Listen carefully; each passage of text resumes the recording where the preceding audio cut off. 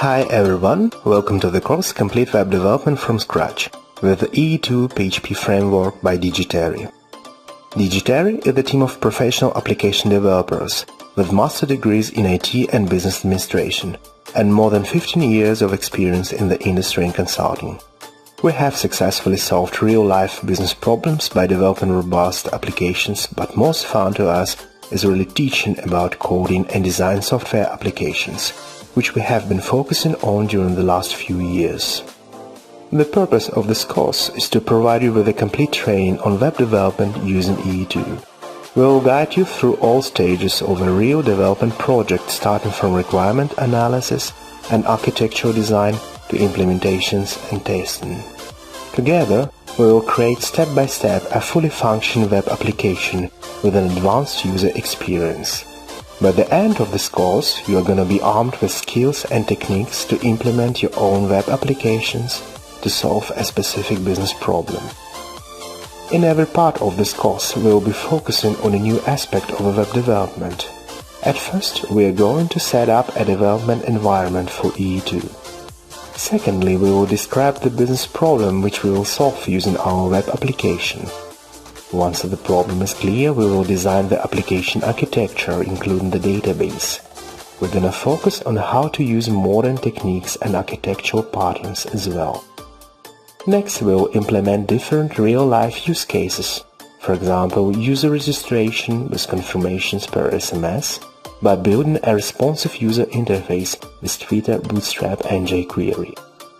After that, it's time to add different interactive features like Google Autocomplete for the clever search, Google Maps, and integration with the external API.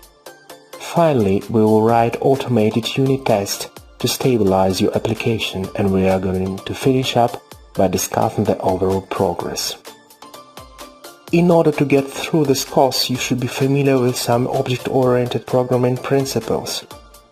It's also nice to have a good knowledge of HTML, CSS, JavaScript. You are supposed to have the PHP Composer and NetBeans installed in your machine. Last but not least, we expect you to be curious and eager to learn something new. So, let's go ahead and kick this journey off. I wish you much fun with coding.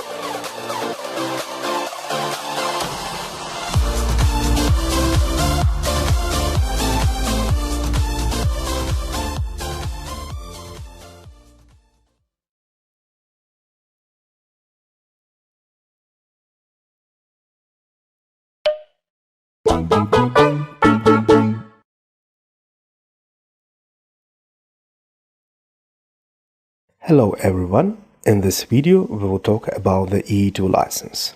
After this lesson you will understand what you may not and must do if you plan to use E2 framework in your project. This is the full license notice for the E2 framework, which is available under www.e2framework.com/license. In order to fully understand it, we need a simpler explanation. From the original text, we can derive 3 rules. First of all, you must retain the original copyright notice, shown on the left. You may not use contributors' names, logos, or trademarks. Besides that, the E2 framework is released without warranty, and the software owner cannot be charged for damages. Finally, you may use freely for commercial purposes in derivative works, modify, distribute. Give partial production distribution rights to third parties not included in the license. And you may place a warranty on the software. Let's take a look at 3 cases which illustrate these rules. Case 1. You have developed a commercial website based on E2 framework. The question is, do you have to display the copyright notice in all your website pages? The answer is no. You don't need a notice on the website. You just have to leave the copyright in the source code. Case number 2. You are planning to use E2 framework in a big commercial closed source project. It will require changes of the E2 framework code as well as custom code implementations. What are the license implications in this case? First, you may modify the core E source code, but you must retain the copyright notice. You just keep the header intact. With header, I mean the comment block mentioning author, copyright and license. If you modify the code, you can add your name as additional author, add your copyright mark, etc. But you may not remove any of the original E license information. Number 2. You should include a copy of BSD license into the application distribution. With E2 being released on the modified BSD license, you can choose whether you include the license terms in the class itself or distribute it as a separate file. Providing a link only is not enough. A person getting a copy of the software might not have internet access. The link might no longer be valid, or the license could have been changed. So including a copy of the license is always the best idea. Last but not least, you may not promote your application saying it's based on E2 without asking the E team first. You need an official permission if you want to place a notice on your website to promote it using the E2 brand. Case number 3. You have developed and sold a closed source CMS project to a client with domain and hosting. Now you are planning to move this project to E2 framework. Can you do it and use E2 commercially in this case? The answer is yes, you can, but you may not use contributors' names, logos or trademarks. And remember that the E2 framework is released without warranty, and the software owner cannot be charged for damages. That's all for this lesson. Now you understand the licensing implications of using E2 framework. Thanks for watching and have good luck with coding.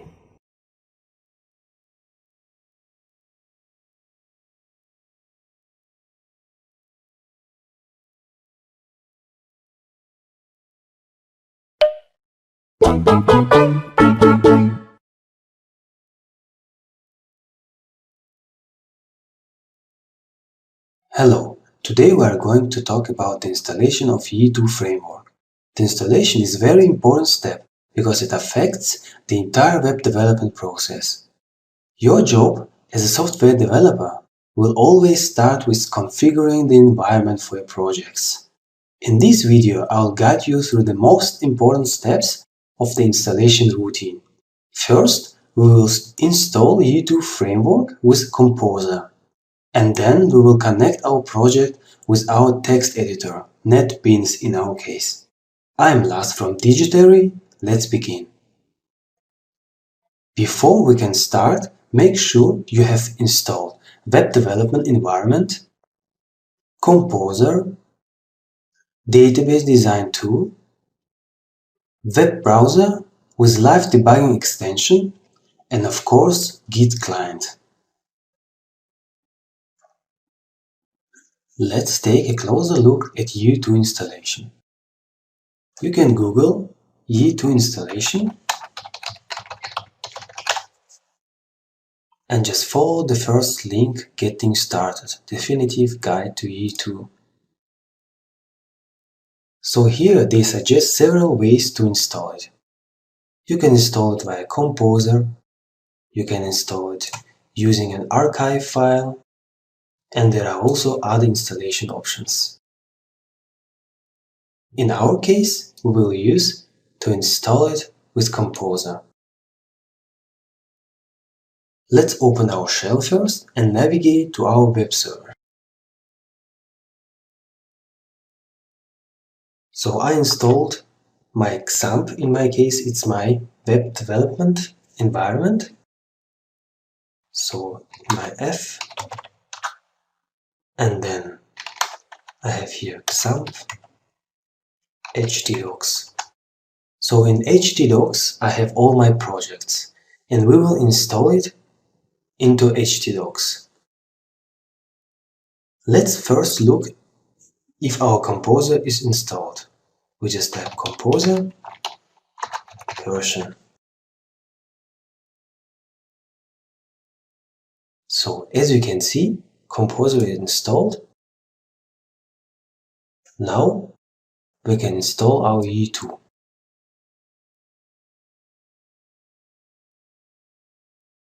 So they suggest first require the plugin.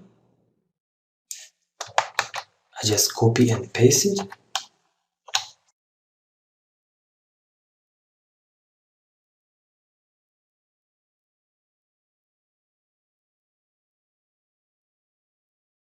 In my case, I have nothing to install because I already installed this plugin.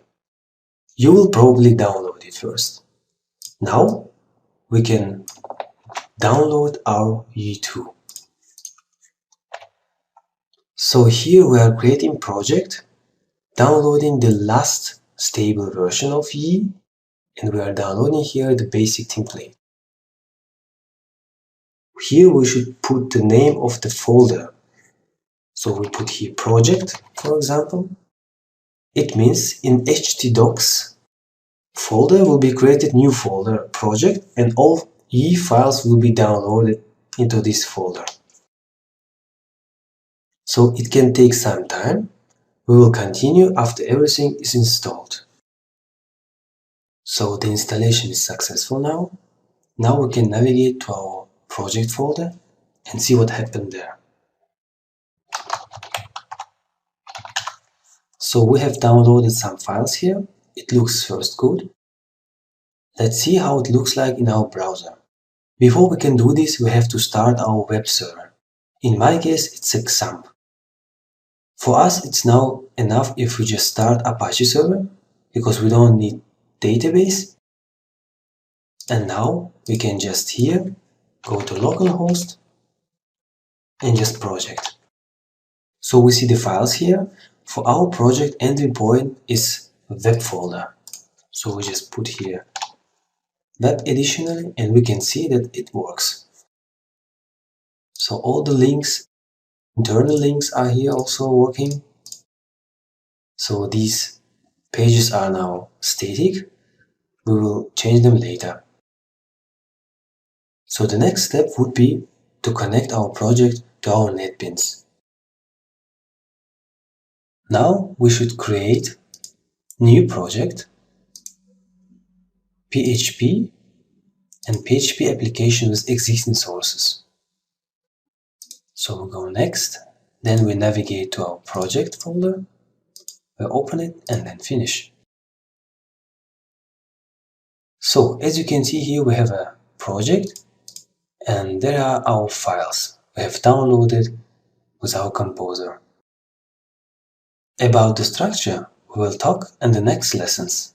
Now we can quickly check whether it works, so we can change a bit something here. So we go to, for example, views, site, just to check if it's connected. And we go to our home page and we just add here 2 more exclamation marks. And now if we update our page, so we see them, we are connected. That's all for this lesson. In this video, I told you about important steps of the installation routine. We have installed E2 framework with Composer and added our project in NetBeans. We have learned what tools you need and how you can install them. Now you can configure your local environment to get started with E2. In the next video, we will start connecting our project with our Git repository and we will get started with versioning. Thanks for watching. I wish you much fun with coding and good luck.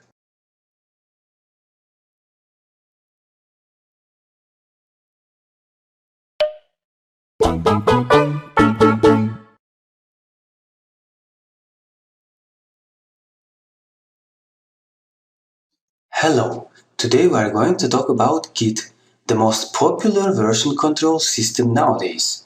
Git is playing an increasingly important role for tracking changes in files and coordinating work on those files among multiple people. That's why it's highly recommended tool for all software developers, including those who develop with E2. In this video, I will explain you the most essential features of Git for web developers. We will see how to create a repository and get started with the version control for your project files. I will also explain you the basic Git operations such as checkout, commit and others. I'm Lars from Digitary. Let's begin. Let's navigate to our project and create a local repository. So we go to our project file. So I'm here in the project and see Git status. So it's not yet initialized, we just do git init and then we can see that we have local repository. Now we create a remote repository. We go to github.com. If you don't have account yet, you can just sign up. I will sign in with my account. I go to my repositories and create a new one. So we give a name just project and create a repository. Now we can make our first commit. So we have to add here first some files. We add readme, git status. So we see here all untracked files, but we have here readme is going to be committed. Then we do git commit with the message first commit. Now we can set our remote repository. Git remote. I'll just copy paste it.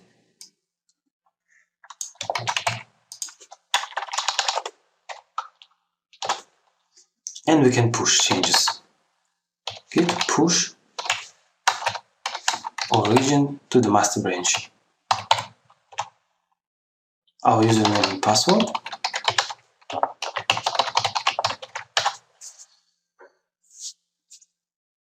So we have pushed our file. Our first commit was only readme pushing, so we can see the file here with one commit, and here's the commit message. Yeah, now let's try now to push the whole project. We just do git add everything, and then git commit all with the message initial commit, then git push origin master. So username and password.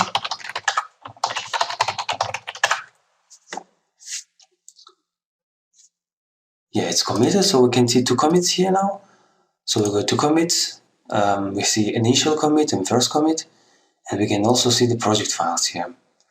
You have probably noticed that we have to enter our username and password each time we push changes. So if you want to connect to GitHub without supplying your credentials each time, you may need using SSH keys. We can configure our SSH keys now and let us connect without typing username and password, so we will save a lot of time during development. Let's see how we can do it. We Google SSH keys, Git. We just used the second link, generating a new SSH key and adding it to the SSH agent. So we just here follow the instructions and put our email address here.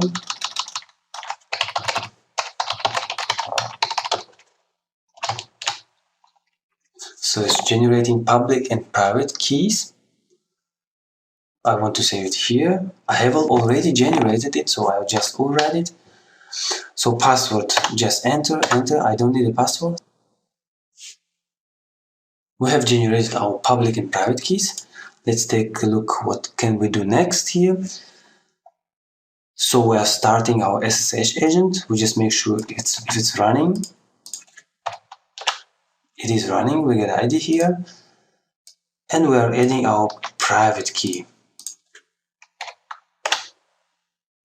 The private key was added. Now the next step is adding SSH key to our GitHub account. So we go to our project, we'll go to our account first, profile, settings, we go to SSH and GPG keys, add our SSH key, title, just my first key. So I have already here my first SSH key, and here we go to our public key, open the content and just copy paste what we have there. Add SSH key. So the key is there. Now we can test it. Git push origin master. It asks our username and password because as we set our remote URL, we used HTTPS connection. But in our case, we need you to use SSH connection. We go to our repository, to our project, and we see here, this is the HTTPS connection. Now we can see here SSH connection, so I just copy it. And here now, I can reset our remote URL, git remote set URL origin, and we have copied it. So this is our SSH connection. Now we can test it. Git push origin master. So it didn't ask our username and password, it says just everything up to date. It works, so we don't have to type our username and password here. And let's take a look now at basic workflow in our project. For now, we have only master branch with our initial commit. We create the second branch called development, and these two branches will exist during the whole project. We will never delete them. If we have a bug or are going to create some new feature, we create a new branch called, for example, bug1 and work on this branch. So our changes will not be seen by other developers of this project. The time you need to fix this bug can be very long, so we don't want to affect the stable version of our project. After we finished and tested this very carefully, we can merge the changes to development branch. The same is with the creating new features. We develop each feature on the separate branch, feature 1, feature 2 and so on, and after we have tested it, we merge it to development branch. Every month, for example, you may release a new version. So you merge your changes from development to master and do release. The main difference between master and development branches is that the source code in the master branch is very stable. We merge the changes from development branch only, for example, after our internal quality assurance department or maybe some external one makes a complete test of created features or fixed bugs. Let's see now how it works. We can check all the branches which we have in local repository, git branch. So we have only master branch. We are creating now the new branch, development, git checkout -b, it's a new branch, development.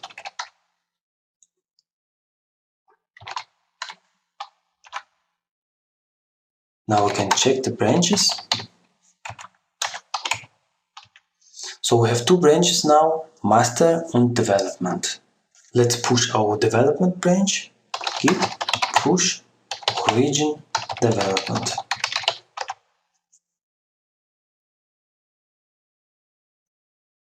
So we can see now, we have here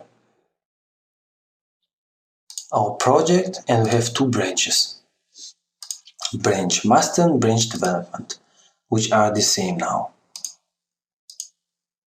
Let's take a look now how we can create other branches for bugs or features.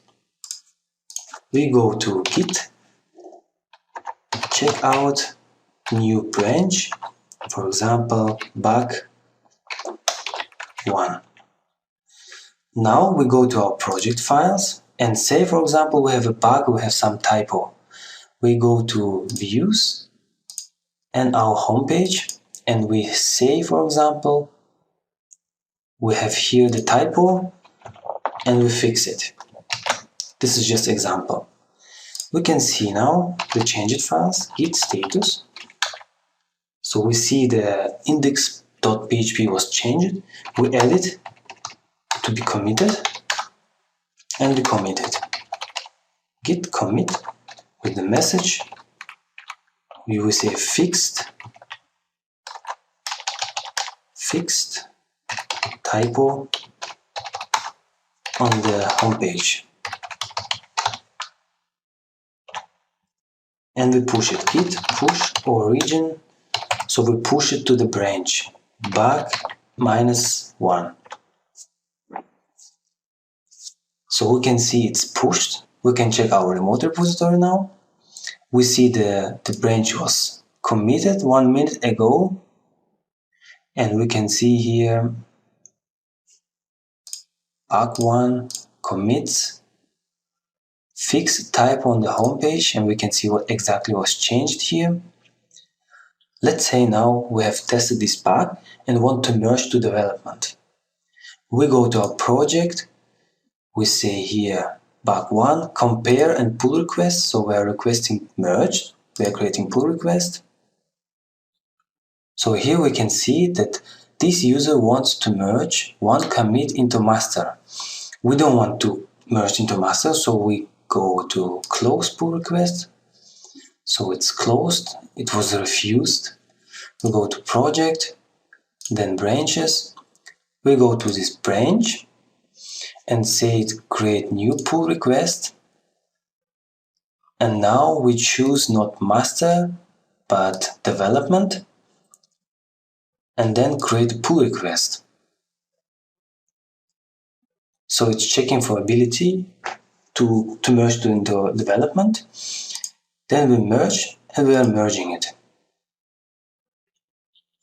So we can see now in our project, development was modified less than 1 minute ago. We can see here we are now in development and we go to the views, site and index PHP. And we can see our edit is here because we merged it. So we can go to our project and we can delete this branch actually because we don't need it. So it's closed, we are deleting, so we have 2 branches now. Now we go to our local repository and check out to development, git check out development. In our local repository, we don't have yet these changes, so we pull the changes, git pull origin development. So we can see now one file was changed and we got it. And the same we do with other branches. We create a branch, we make changes, we test it. After we tested it, we merge to the development. And after this, we delete the branch. So we can also delete it here by locally. We can go git branch. We see the branch bug1, and then we say git branch delete. And now we check it. Git branch. Nice. So we have deleted the branch because we don't need it. That's all for this video. In this video I told you about Git, the most popular version control system nowadays.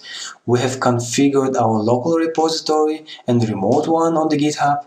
We have learned how to use SSH keys and connect to GitHub without supplying your username and password each time.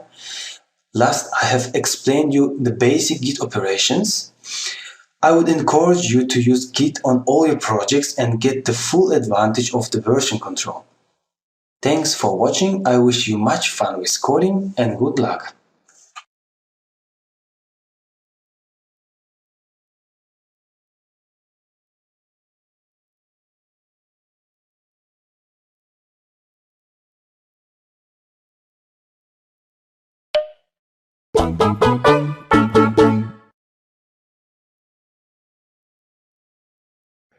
Hello.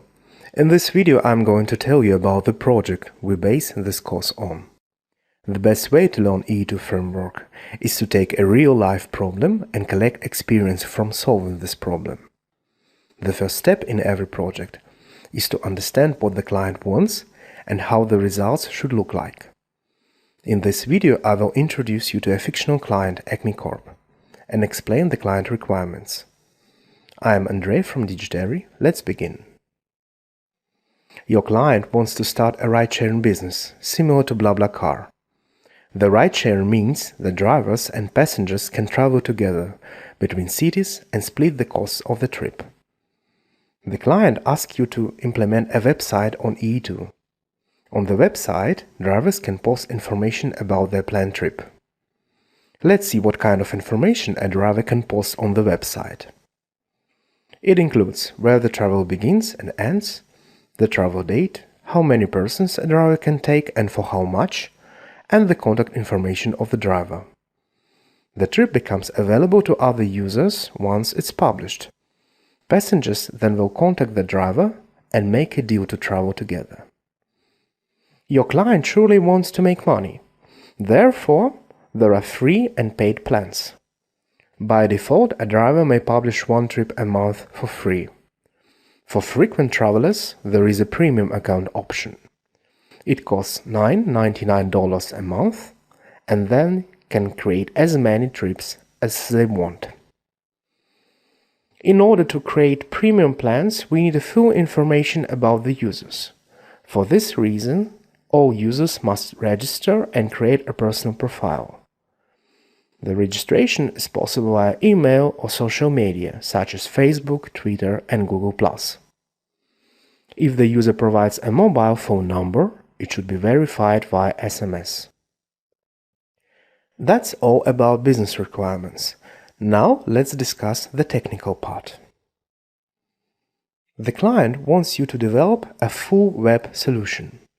It includes a database design on MyPHP, a business layer, and a user interface with a Twitter bootstrap. The user interface must function on all popular browsers, such as Google Chrome, Firefox, Opera, and Microsoft Edge. Moreover, the client asks you to implement unit tests to make sure that the individual parts of the solution are correct. Additionally, the source code must reside in Git. The client wants the website to provide a rich user experience. Therefore, it's gonna have different features, such as showing the trip on Google Maps, user control validation and the autocomplete for city names. Last but not least, the website should be available in different languages. That's all for this video. Now you understand the client problem and main requirements of the project. In this course, we will guide you through all important steps, from application design to testing, to successfully develop the project and let you become a master of E2 framework. Thanks for watching, I wish you much fun with coding and good luck!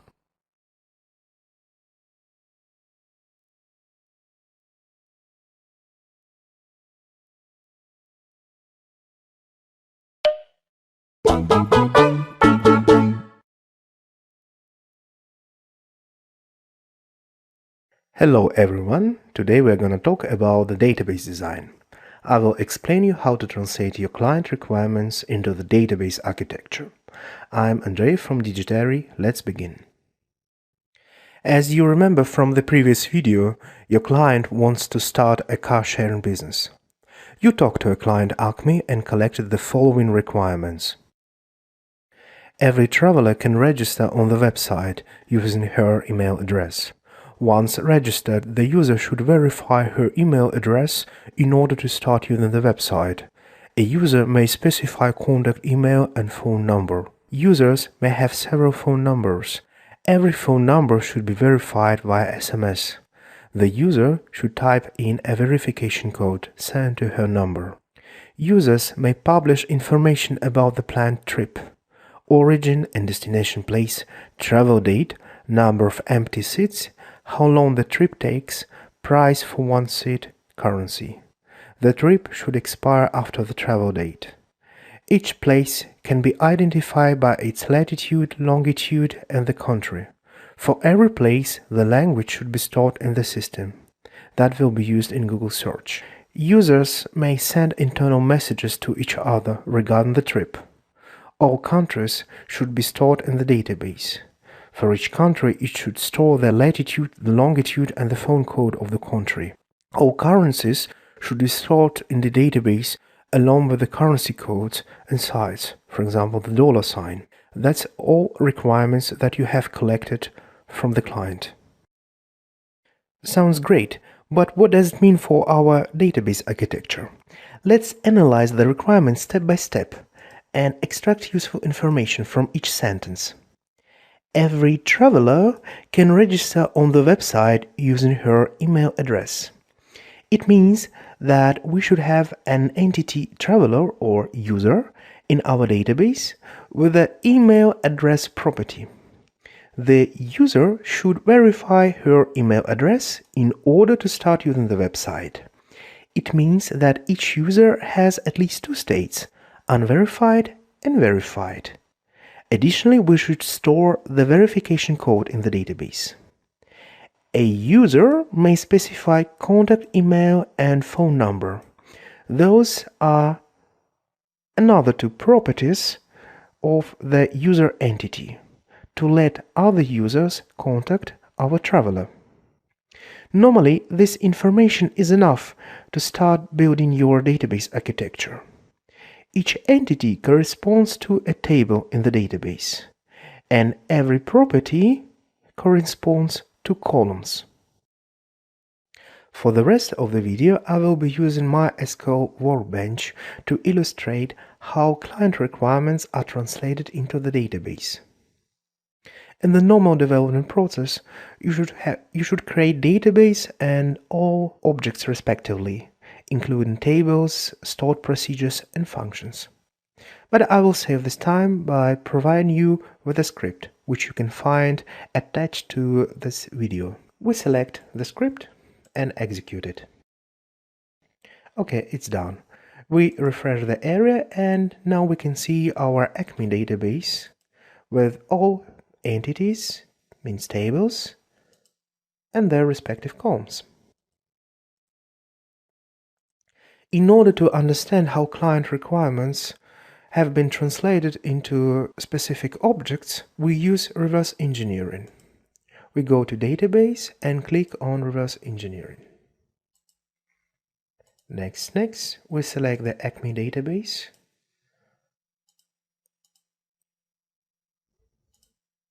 And it's done. Now we can see a very nice representation of our database, along with the tables, connections between tables, properties, indexes, and so on.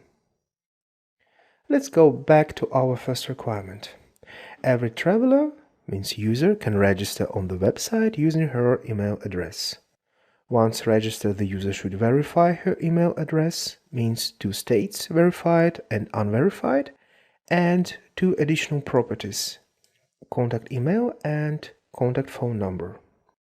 When we take a look at the database and locate the user entity, we can see that each user has a username, email, a password, status, showing whether this user entity is verified or unverified, contact email and contact phone number to let other users contact, and we have a created and updated, which is timestamps.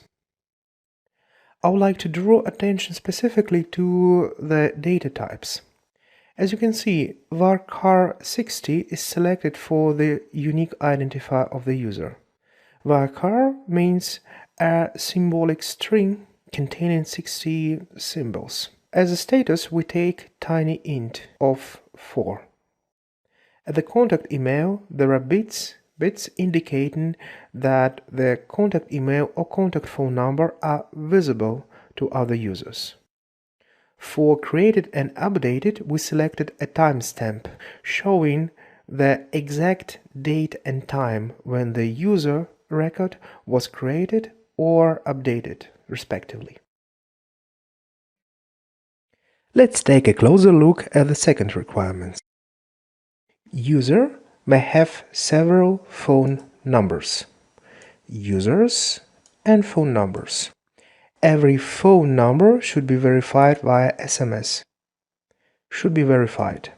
The user should type in a verification code sent to her number. Which information or which database objects we can derive from the specific client requirements. The user entity we already have in our database. Now we have phone numbers. The users may have several phone numbers. It means one-to-many connection between user and phone number entity. Every phone number should be verified via SMS. Once again, we have two states for the phone number, verified and unverified. The user should type in a verification code sent to her number. All over again, we need a verification code stored in the database, which was used to verify this specific phone number.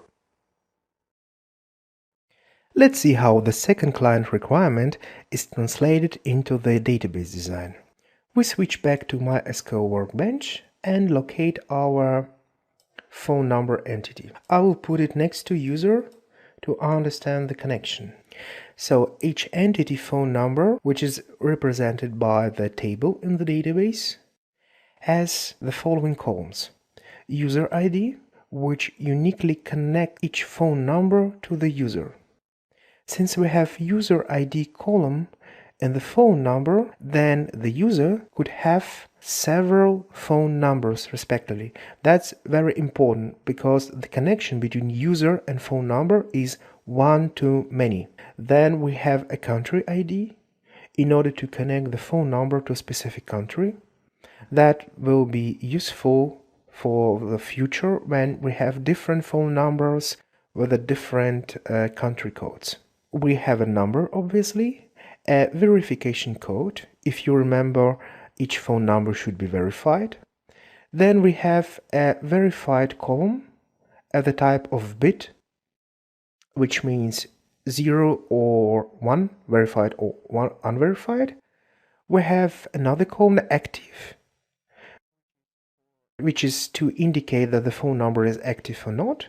And we have a created timestamp, the column which contains the exact date and time when the phone number record is created. Let's move next to the third requirement. Users may publish information about their planned trip, origin and destination place, travel date, number of empty seats, how long the trip takes, price for one seat, currency. And one more requirement, the trip should expire after the travel date. The third requirement implies that we should have a trip entity in the database, which has links to two places, origin and destination. It makes sense to create one more entity, place, which contains the geographical coordinates, latitude and longitude of the places where the trip starts from and where it goes to. Travel date, the property of the trip. Number of empty seats is also a number, a property of a trip. How long, the number of hours, price for one seat, and currency. Since we could have multiple currencies in the database, it means that we should create an additional entity in the database named currency, which will be connected to the specific trip. The trip should expire after the travel date. The expiration means the state change between non-expired and expired travel date. Accordingly, we create one more property of the trip entity, a column status, which will indicate whether the trip expired or not. Fine, let's take a look how this particular requirement is implemented on the database level. Let's navigate to the trip entity in the MySQL workbench. The trip entity has the following columns: ID, a unique identifier, a user ID as a connection to the user entity. This connection is one-to-many. One user could have many trips. Then we have from and to columns, which are connection to the place entity respectively. We have date, number of seats, duration, and price as stated in the client requirements. The column currency ID represents the link to the currency table. The column status tells us whether the trip has expired or not. The created and updated columns tells us when the trip was created and when it was updated the last time. The place entity contains all the information about specific location, whether it's the origin or destination place. Accordingly, it has a place ID, a unique identifier, the latitude and longitude, the country code, and is-country flag. The is-country flag tells whether the place was specified as a country without a city. It's the case when the destination location is too small. Let's say it's a small country and it's enough to tell that the destination is a country without telling which city it is. The place entity is connected to the place length. On this level, we start to think about the UI implementation. Since we will be using Google Search, we enable user to enter the place in any languages he wants. Hence, we should have language stored in the database. The place and place length entities, which I have described, cover the requirements number 4. Let's go to the last page of requirements and analyze how to implement it on the database level. Users may send internal messages to each other regarding the trip. Obvious that internal message should be an entity in the database. The internal message has at least 2 connections, to the user who sent it and to the user who will receive it. Additionally, each message should have a link to the trip, since every message relates to a trip. Let's take a look what we have in the database. The message, I will move it over there, has a connection to the trip respectively. We can see it by the column trip ID, and it has a connection to 2 users, from user ID and to user ID. Those 2 fields are foreign keys to the user, representing the links to the user entities. Additionally, the message entity has a text, which is the most important part, and it has a created timestamp. Let's take a look at the last 2 requirements. All countries should be stored in the database. For each country, it should store the latitude, longitude, and the phone code. And the last requirement, all currencies should be stored in the database along with the currency codes and sites. Let's take a closer look how those 2 requirements are implemented in the database. First, we take a look at the country. The country table has the code columns, name, phone code, latitude and longitude, as described in the client requirement. The currency table has code and sign format to show the currency sign.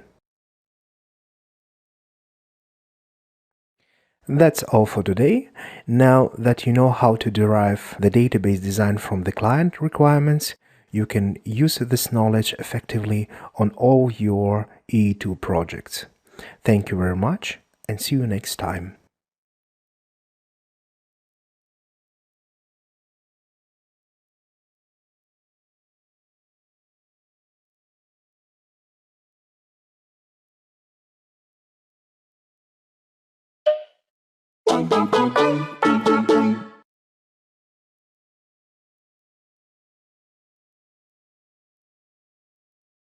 Hello, today we are going to talk about database migrations. Your database evolves along with the project. Every time you need a new table or table structure changes, you might want to keep track of database changes and version control them, the same way you do it with your source code. This feature is called database migrations and saves a lot of time during the development, allowing you to update both the data as well and the database schema with just one click. As a software developer, you want to be accustomed to modern techniques and tools to do your job in the most efficient way. That's why it is important to use and benefit from database migrations within E2. In this video, I will explain you the most essential features of database migrations in E2. We will see how to create tables and how to insert the default data into tables. I'm Lars from Digitary, let's begin. Since we have a project description, we can rename our project to Acme. Let's do it first in our repository. So here we rename to Acme in our settings. Then we can also rename in our project in NetBeans. So we'll go to rename, we put here Acme, also rename the project folder. So we can now reset our remote URL. We go to our git bash. So we navigate to our project.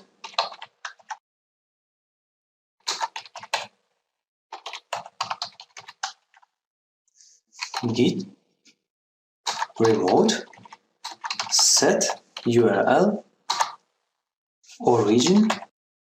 Now we go to our repository and see here what our SSH connection here. We just copy and paste it. And let's test it. Git push origin master. Okay, it works. Now we can start with our database migrations. But first, we quickly take a look at our E2 structure. For now, it's only interesting for us migrations and configuration. In the next lessons, we will go through each part of our project. Configuration file consists of configurations for our project. It's web, it's the main configuration. Here we can see the database configuration file. And in our case, we will change this part. Our migrations folder will consist of our migrations files. We can now create database for our project. We first start our Apache and MySQL, our web server. And then we can go to our MySQL workbench.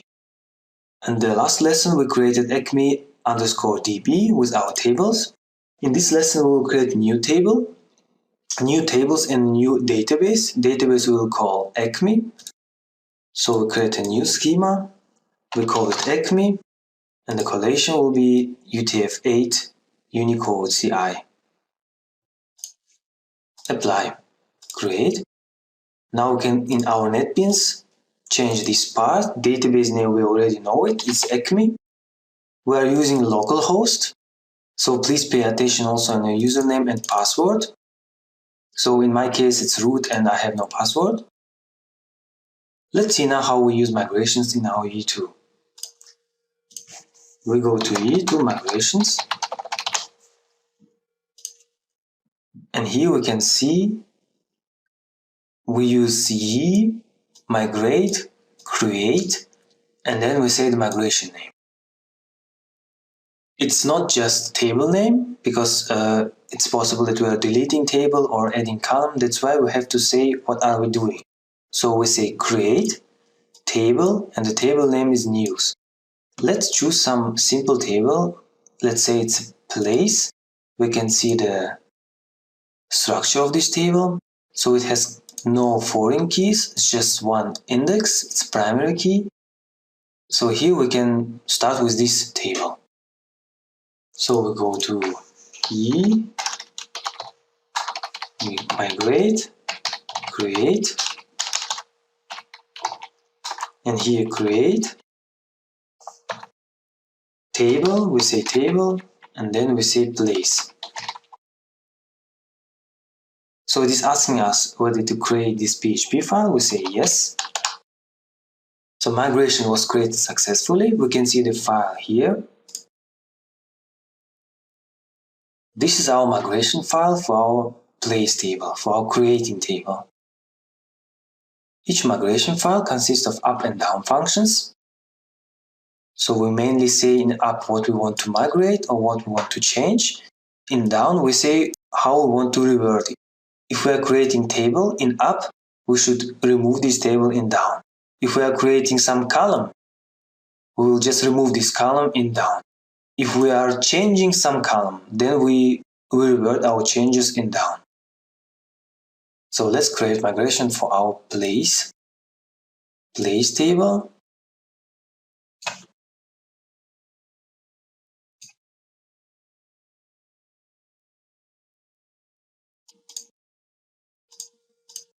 So we start here from ID. So we say here we are creating, so this, and then create table. Then we say the table name, so it's a place.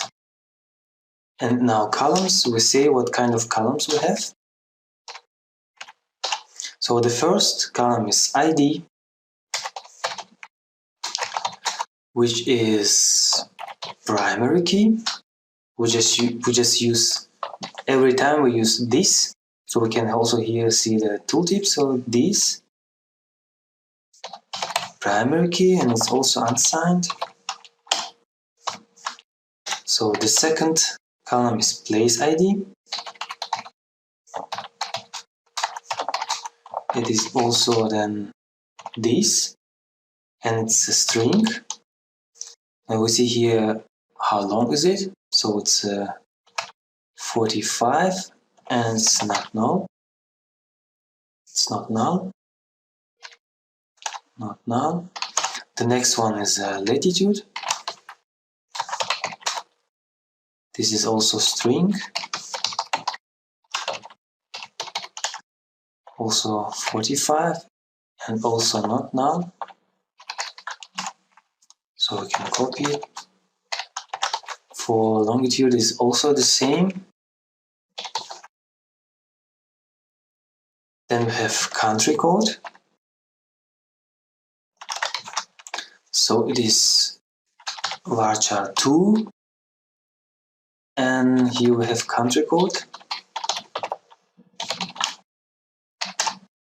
and we have also is country. So it's either 0 or 1. That's why we can use here boolean. So we have here also boolean. So that's all. And in down we should remove this table. So we go to read this. We should drop this table, drop table, and then table name is place. So that's all. So we can see here we are creating table in function up, and we are dropping table in function down. Let's see how it works. We can see we migrated. So we should scroll it till the end, and they say here apply migrations. It's just migrate. We go to migrate. So we have here error. We can see what kind of error is this. Okay, it's search for E2 basic. We can see, okay, I didn't save it. I just save it now. I didn't save the file. So I try it again, migrate. So it sees the migration file and asks me whether to apply it. I say yes. So one migration was applied. We can see our database now. It was Acme. So we refresh it. We can see here, we have here migration table. We see here, we see the base and then the time, and then we have create table place. So it was applied here. I will explain you later what does it mean here. So we go to place and see what it's okay here. So we see, okay, we forgot here not null. So we can fix it now. So but mainly it's the same like we have here. It's the same. Yeah, whether here's is country tiny int 1 is better because we only use 0 or 1 to say whether it's country or not. So now we can revert it to fix our default version here, default value.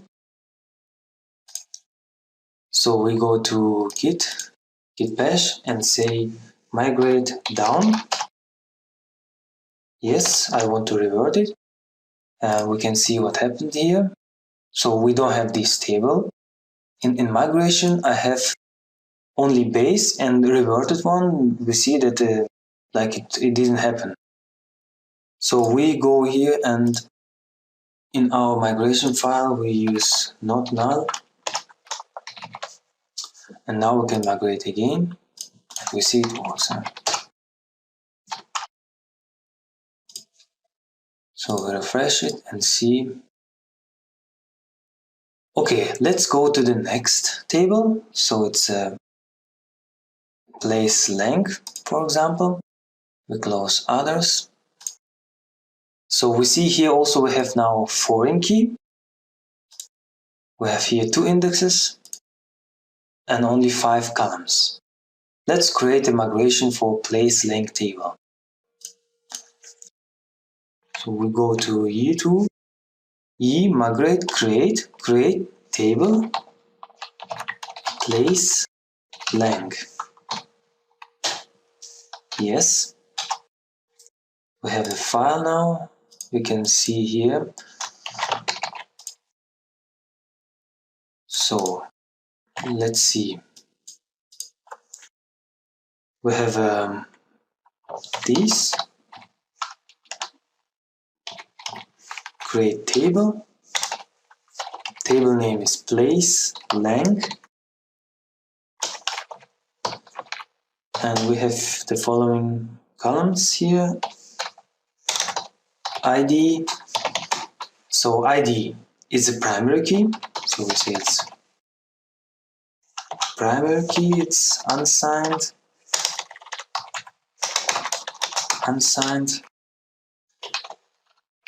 Then we have here place ID. So it's integer.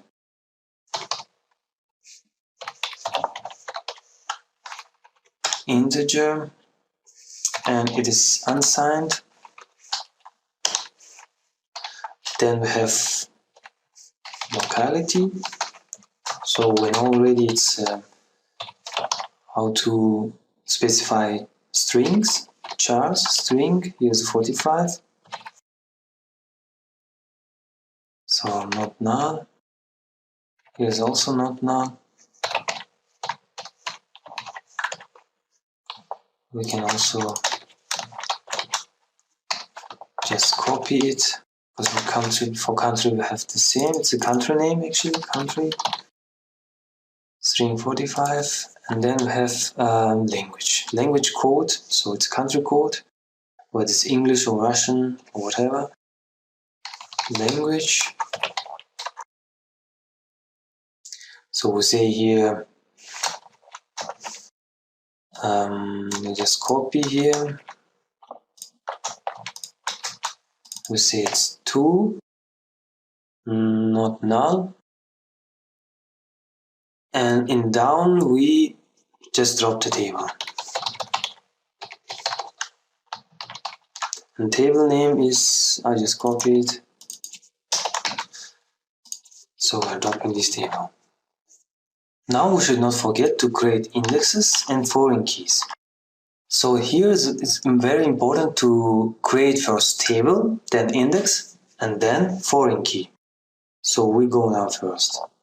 This, create index. So here we say,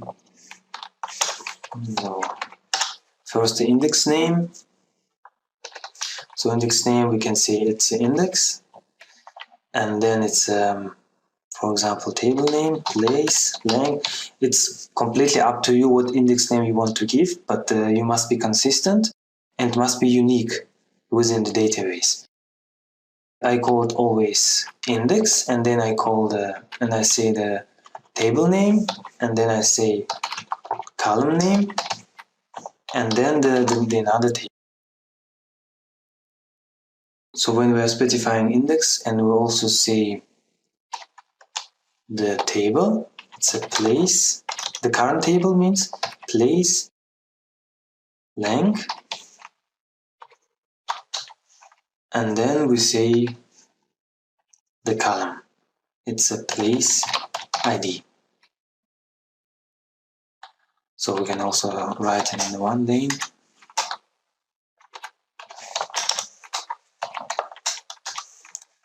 After creating index, we can create the foreign key. This add foreign key. So the name of foreign key, it's always, I say foreign key, and you can just copy this. Foreign key for table place length, for column place ID, in referring table is place. So here we have place length. So we say which column, to which table, and to which column in this table. So we created index for the table, for the column on this table, and then we create the foreign key for this column. And in down, before we want to drop table, we should drop the foreign keys and remove the indexes, and then we can drop the table. So we go first to this, then we say drop foreign key, so the name was foreign key, and in which table, in the table place name. So then we remove our indexes, these, drop index, so the index name is this one, and in which table. So this is our second migration. We can try it now. We say ye migrate. It asks me to add only this migration. As you see, only create table place length migration. It doesn't ask me to create the first migration because we already migrated it. So the ye knows it from the migration table, because it sees here that we have already migrated create table place, and it sees also when did we migrate it. It's also important which migration must be executed first and then which one the next one. So because when we want to create a foreign key for our place length, it's supposed to be that place table must already exist. So that's why it's important here also to see the apply time. So ye makes it everything for us. So we say yes. It added also foreign keys here. Let's check how it works. So here we update it in migration. So we see here table place was migrated, then little place length. So we can see here also then. So it looks here good first, and we can see also foreign keys. Yeah, foreign keys are there. The main difference is only in this place. So when we say restrict on update and on delete, so it's can be easily also done by adding foreign key. So you can see also here they are by default null and null. Delete and update, we can also say here, of course, we can see here, for example, on delete, restrict. On update we can say cascade. So let's try it. So I don't want to make down for both migrations. I want to only down for this migration. That's why we can here use migrate down and only the last one. And it asks me whether I want to call down function for place lang migration. I say yes. So it must drop the foreign key, it must drop the index, and then it must drop the table. So we can see here. So the place lang is not there. Migration, we also see it was removed. We go and say again migrate, yes. So let's check now. We see here foreign keys, as we said, on update cascade, on delete restrict. So you can easily create migration for another tables. The last one which I'm going to explain is for the country. So as we can see here, there is a country table. So it's actually very easy, but in this case we are going to use our save up and save down functions. So let's try it. We go to migration, migrate, we say create, and then create table, country, yes. We can here, so go to migration file and here, so we see here this, create table, table names, country, and now columns.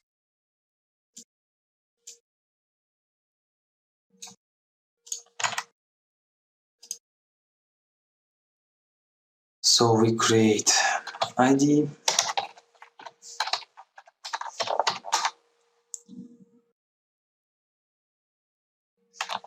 this primary key, unsigned,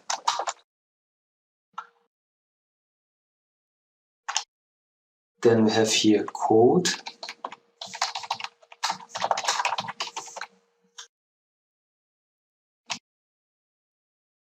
so it is string from 2, then we say it's unique within this table, then we have a name, string, it's 80, then we have a phone code for this country,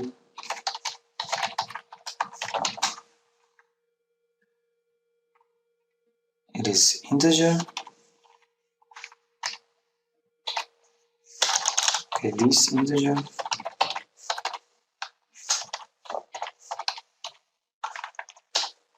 so we have here 5, and then latitude and longitude, so I'll copy it just from place table, we have already this, 45, 45. And in down we just drop this table, this table, and table name is country. Actually that's all, but in our case I wanted to insert the default data in this table. I have already another database with exactly the same table and I can just copy it. So in our case we will use save up and save down. So these functions are executed within the transaction. What is transaction we will take a look a bit later. Let's copy it here first, up. So we uncomment it and we put here down and save down. We can remove up and down here. So now it should work, but we want to insert the default data. We can insert data after we created a table. We go to apply migrations and we say here insert. So here they also say how we can insert. This insert the table name and then the columns. So we go here, this, insert, then table name, country, and columns. Let's put first some dummy data. As a code we say, for example, Germany. Okay, we use the big ones. Then we say the name, for example, Germany. Phone code. So it's I don't use plus because we're using here integer. That's why plus is always there. We say just 49. Actually, it's plus 49. And then, latitude and longitude. We can just put something dummy here.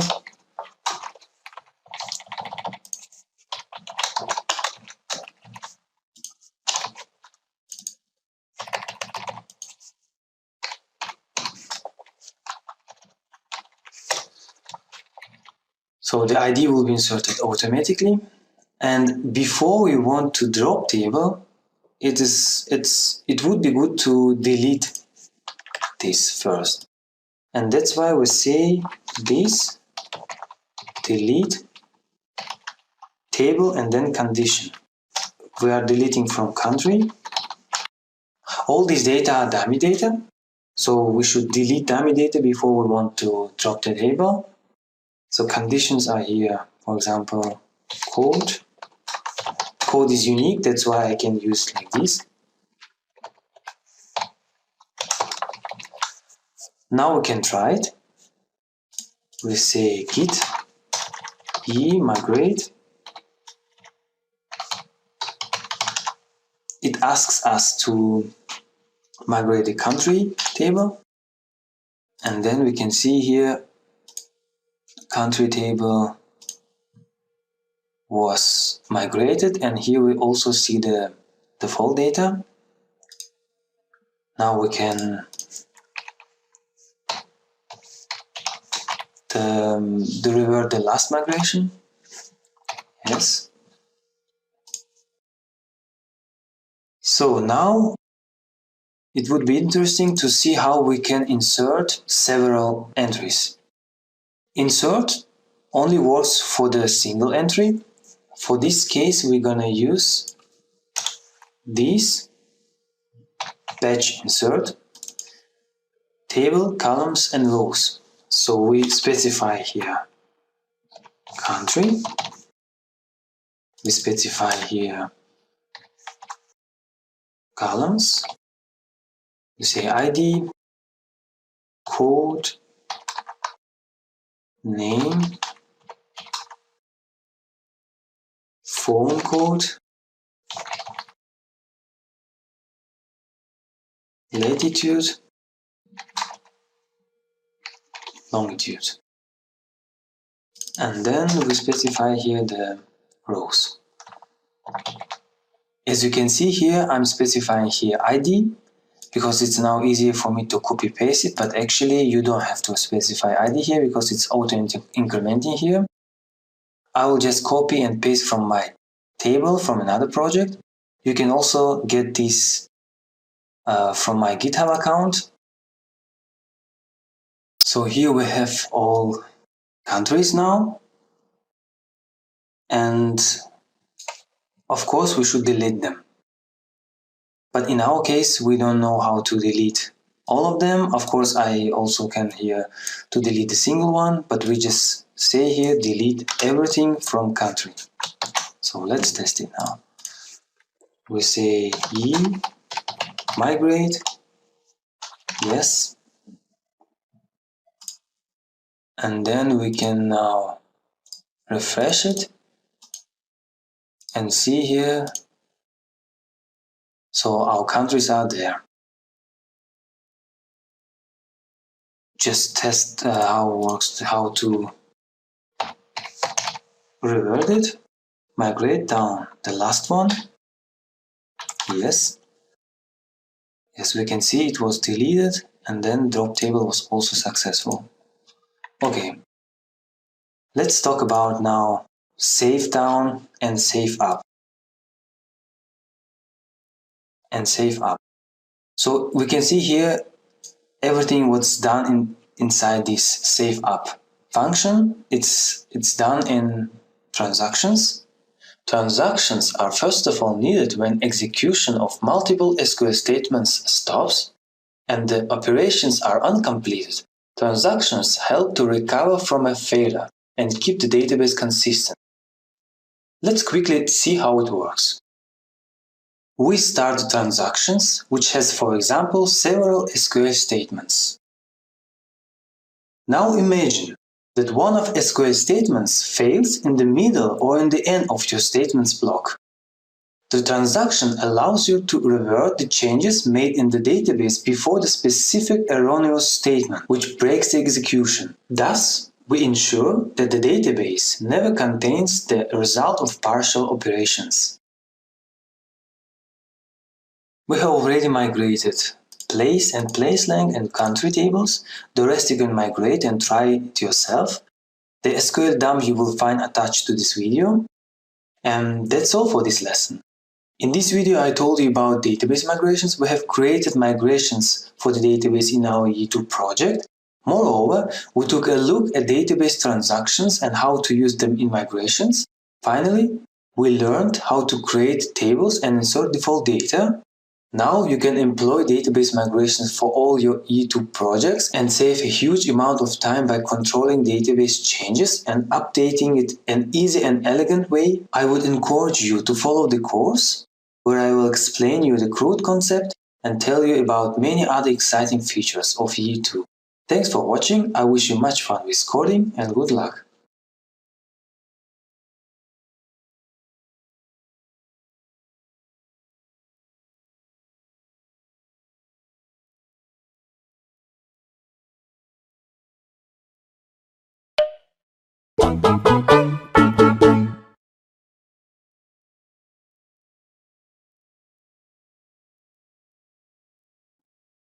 Hello!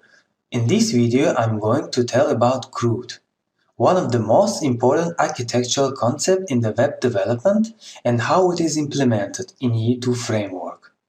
CRUD stands for Create, Read, Update and Delete and represent the 4 common tasks taken with data on most websites. Every time you create a new object in the database, you might have repeated the same tedious coding of standard operations. Create new records, select, update and delete existing records. E2 framework drastically simplifies the database operations and saves you plenty of hours. Today, I'll explain you how easy and powerful the CRUD concept is realized in E2 framework. I'm Lars from Digitary, let's begin. First, we quickly commit our changes from database migrations. After the lesson, I created the rest of migrations, and you can also see the code in a GitHub. Before we want to commit it, we have to commit to our branch. As you see now, I'm on development. We create new issue to change to this branch. We go to issues in our repository, create new issue. We say, for example, create database migrations. As a command, we can say create database migrations also. So we create new issue. We can also say label, so I forgot to put here enhancement. As we can see, it's issue number 3. Now we can switch to branch 3, for example. We say, well, we first look at status. We see the changes here, it's on the development. I cannot just now to create new issue and just switch to this, create new branch, sorry, and switch to this branch because I have some changes here on this branch. That's why I have to stash them first. We hide the issue, hide the changes first. We say git stash. So they are stashed. Then we can see git status. And then we say git checkout, new branch. We say acme. And then we say it was branch number 3. And then we say git stash apply. And we're applying our changes from stash. We say git add everything. And then we say git commit with the message. We are fixing the issue number 3. Yes, so we say here fixes. Now we can do like this. Fixes the issue 3. And we can say created all database migrations, for example. Say git push origin acme, we are pushing to our branch 3. So now we can check in our repository. So we have new branch here, acme 3, for our enhancement. And we can see here, compare pull request. We don't want to create a pull request and to merge to our master. But let's first take a look what kind of files did we push. We say to commit. And then we go to our branch. Then we can take a look. So we can see here database was changed and our migrations are also were pushed here.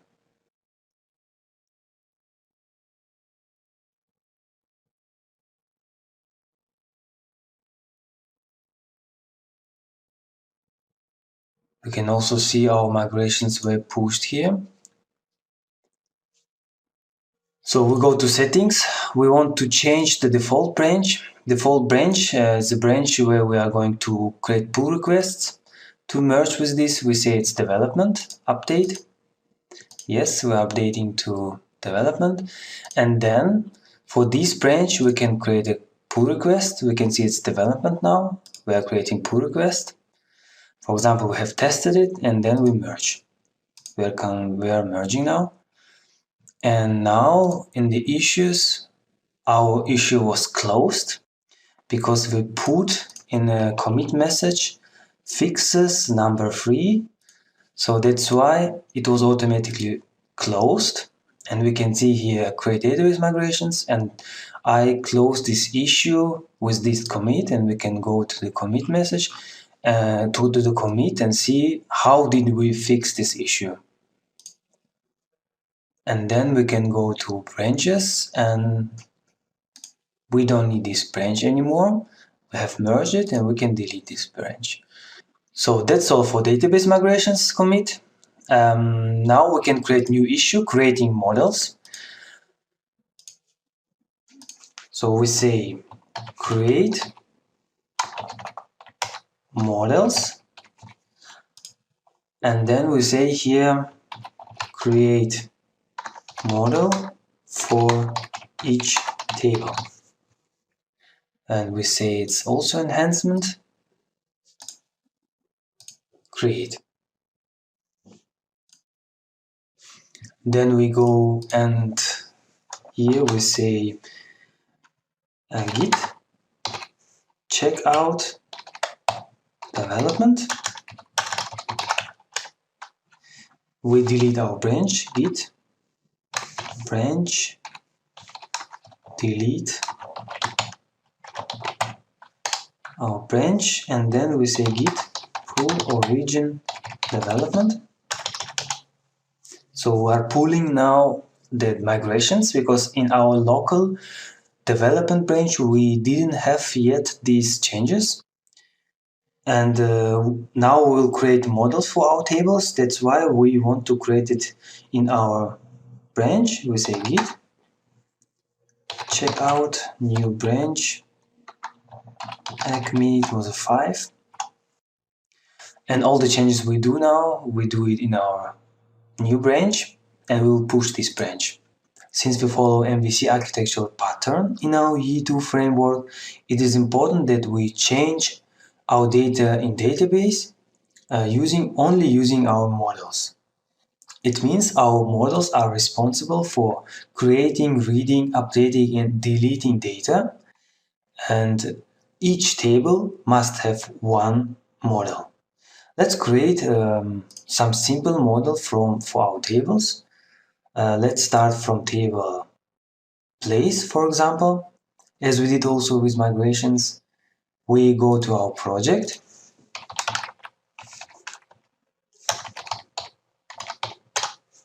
and then we use G tool in our UD framework.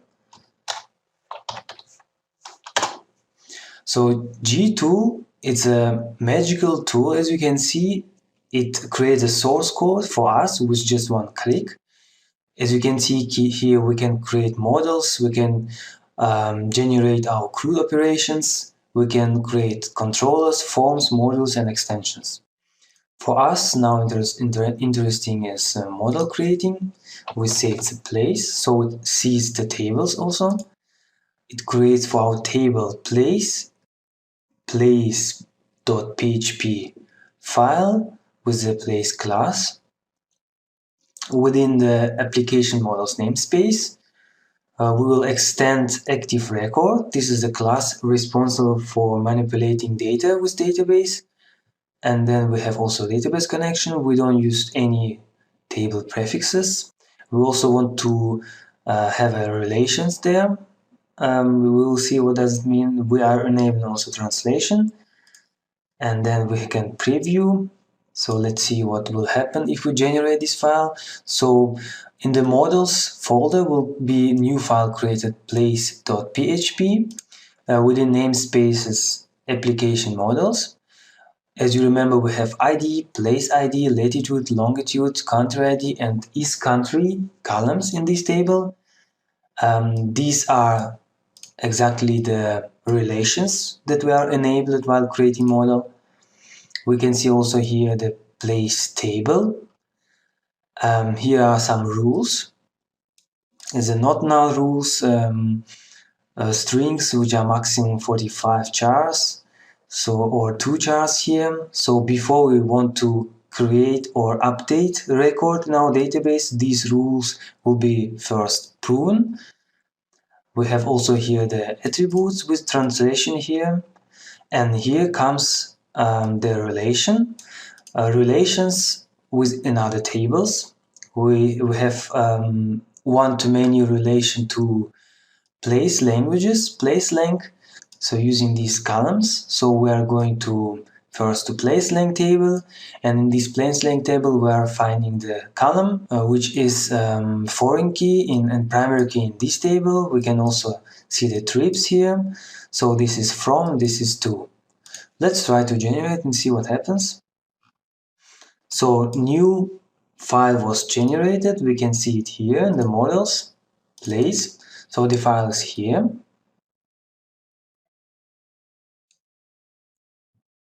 And now we can try, for example, for countries, and on countries we can generate our CRUD operations.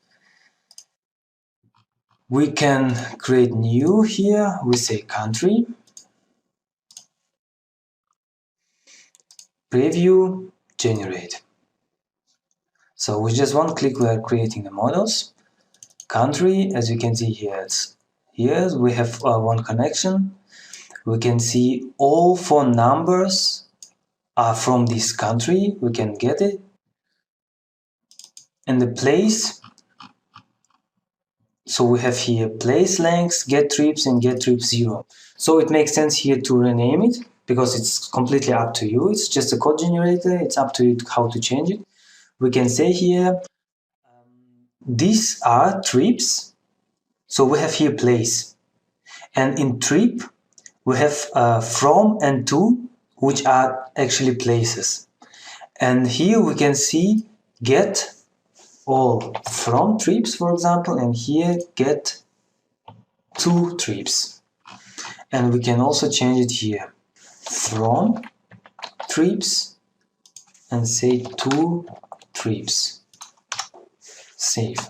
So now let's take a look at our CRUD generator. So we can also, let's generate for our countries. We say app. We should specify here the full path, models, and then country.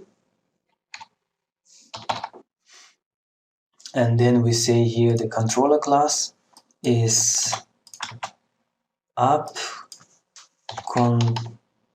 controllers, and it's also country.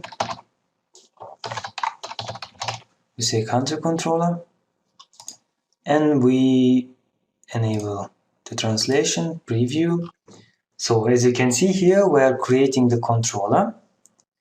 It will be created in controller folder, and in views folder will be created new folder control country for this controller, and all views will be located there. Let's see how it looks like. We generate, and now we can see here. So we have here controllers, models, and views. The model we have already created, country.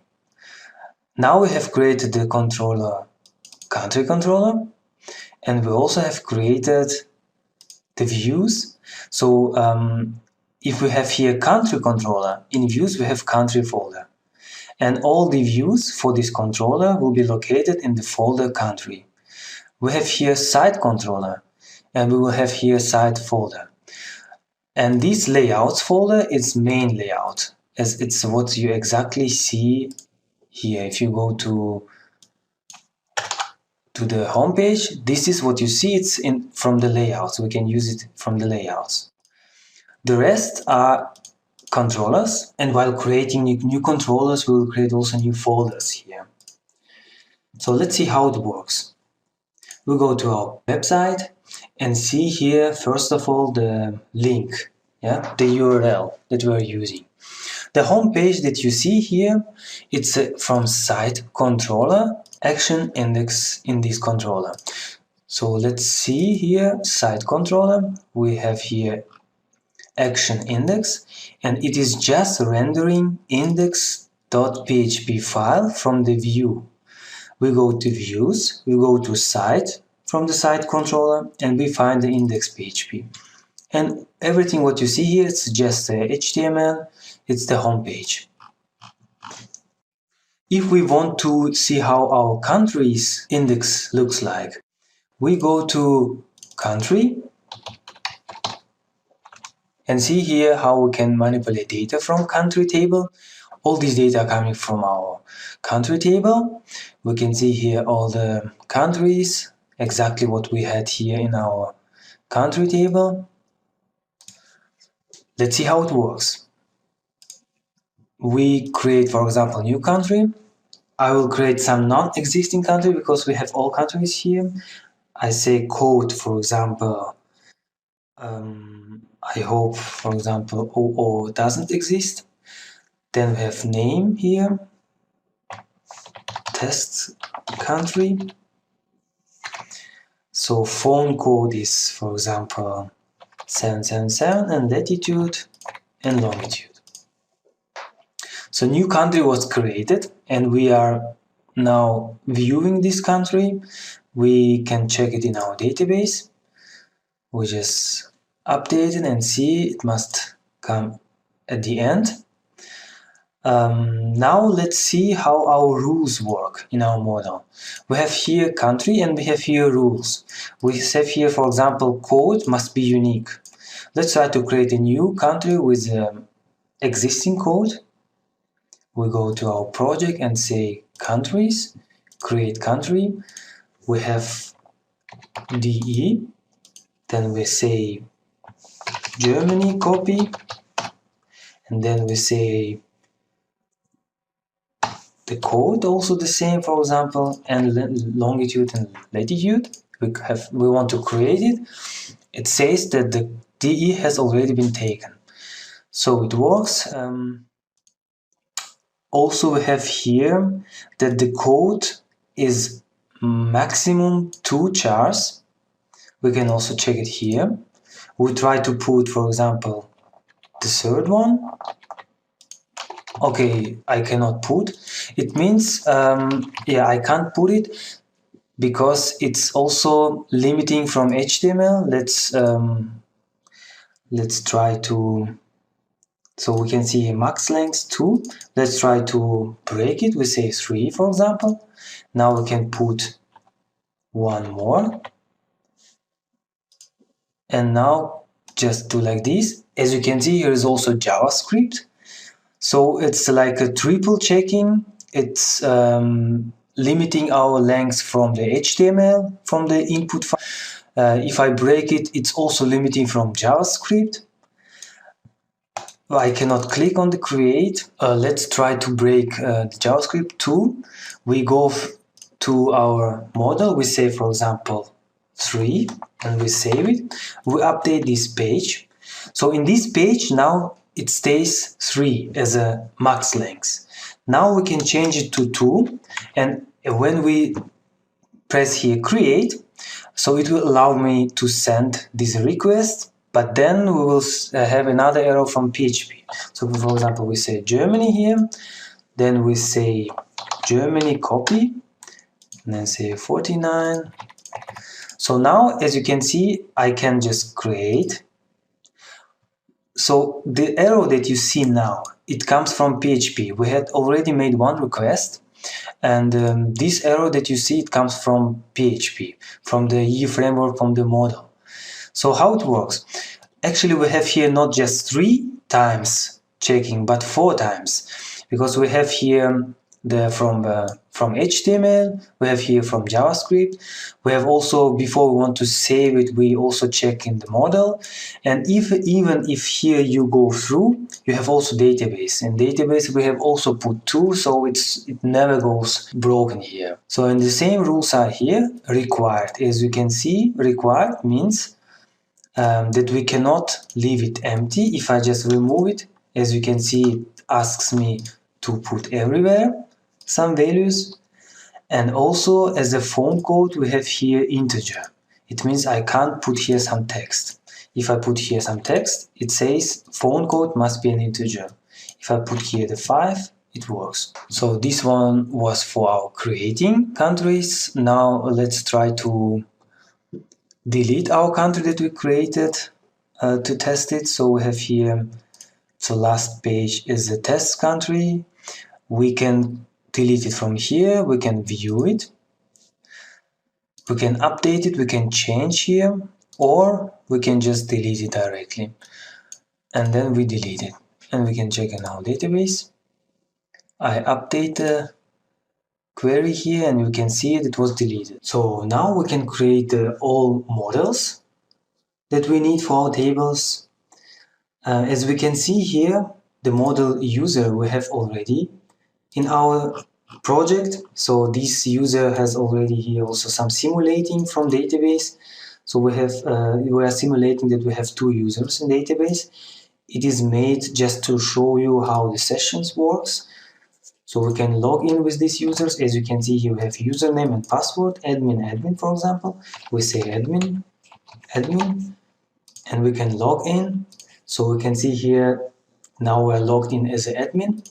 We can log out. It's just to show how the session works. So we can log in and log out, but not through the database, not through the users from database. That's why we will not delete this. We still need this because we are using here some methods for finding identity, finding by access token, and so on. We will take a look later what does this mean. We will just rename it first because we need our model from database, and later we will merge them somehow. We will see what kind of functions we need in our model. We will copy them, and then maybe we will remove this user underscore b. So let's create our models for all tables. So we say here we are going to our G tool and we create models. Let's start from user. So we want to have also relations, yeah, preview, generate. So we have now a new user model here.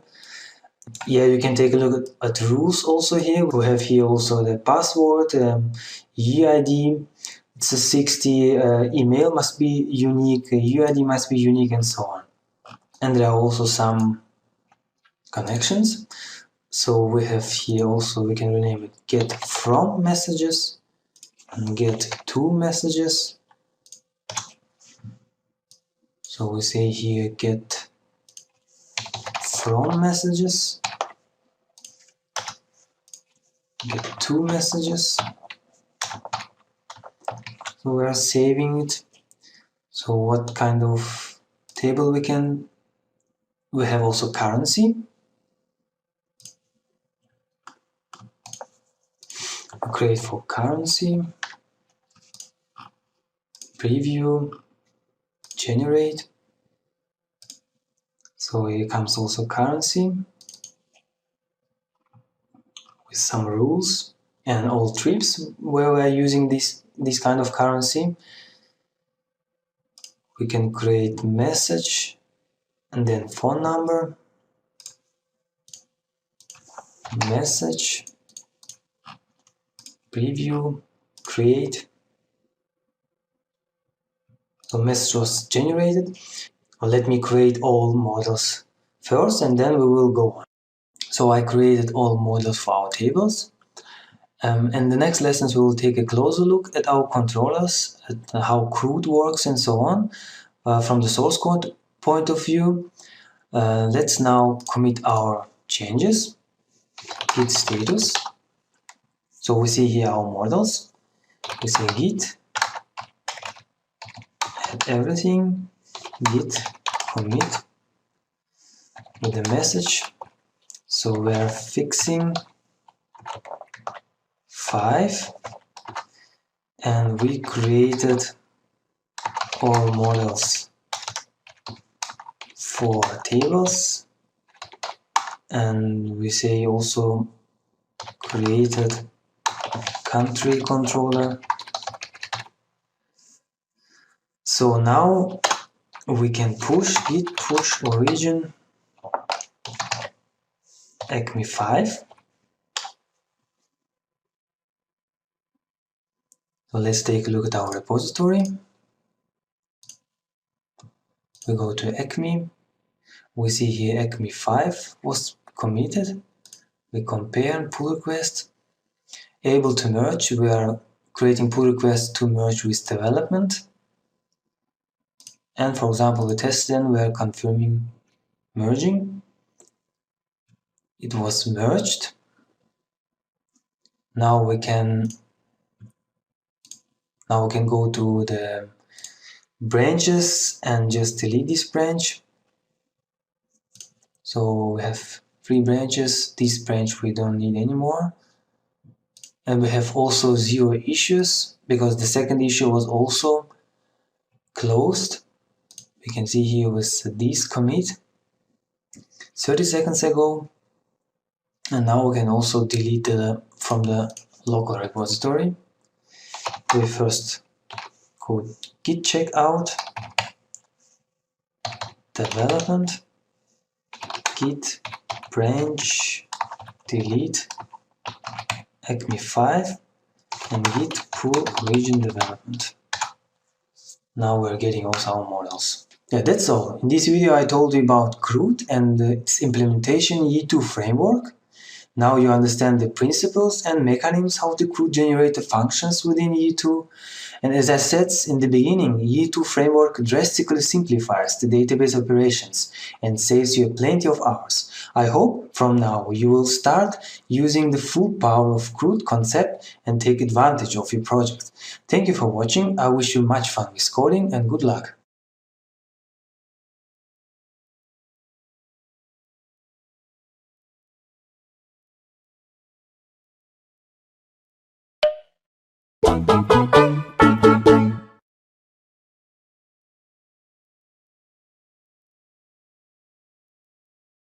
Hello, today I'm going to talk about the localization of E2 websites. In Google, people say that every web project wants to go global one day, and it's only a question of time. The growth opportunities worldwide are extremely dependent on whether the website is adapted to various languages and regions. You as a web developer want to think ahead and consider the localization in early phase without having to re-engineer your code every time you need a new language support. In this video, I'm going to explain you how to design your E2 web application so that it's easy to translate it without overhead and make it truly international. I'm Lars from Digitary. Let's begin. The localization of your project is already integrated with E2 framework, so we can just navigate in Google here, E2 localization. So we have here internationalization. They describe here how you can configure your website so you can translate the messages here. Let's just copy and paste it. So we go to our project. In configuration web, we have the components array. We create just new item.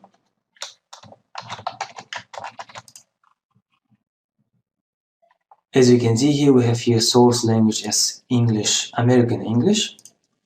And we have here two categories, for application and for the errors. For now, we don't need errors. We just do everything in application category. Now let's try to translate our first homepage, some text here. So we go localhost, acme, web. Let's try to translate just this word, congratulations. So they say here we can translate just with echo. Then we use the translation method from E2 framework. We say which category and which language we want to translate. So let's find this homepage first. As we discussed it already, we have it here in views, site, index, and this word is here, congratulations. So we want to translate it, that's why we say PHP text to echo the text. Then we say E2, or just say E, then we use the translation. As we can see here, we use first category, it's application, and we want to translate congratulations.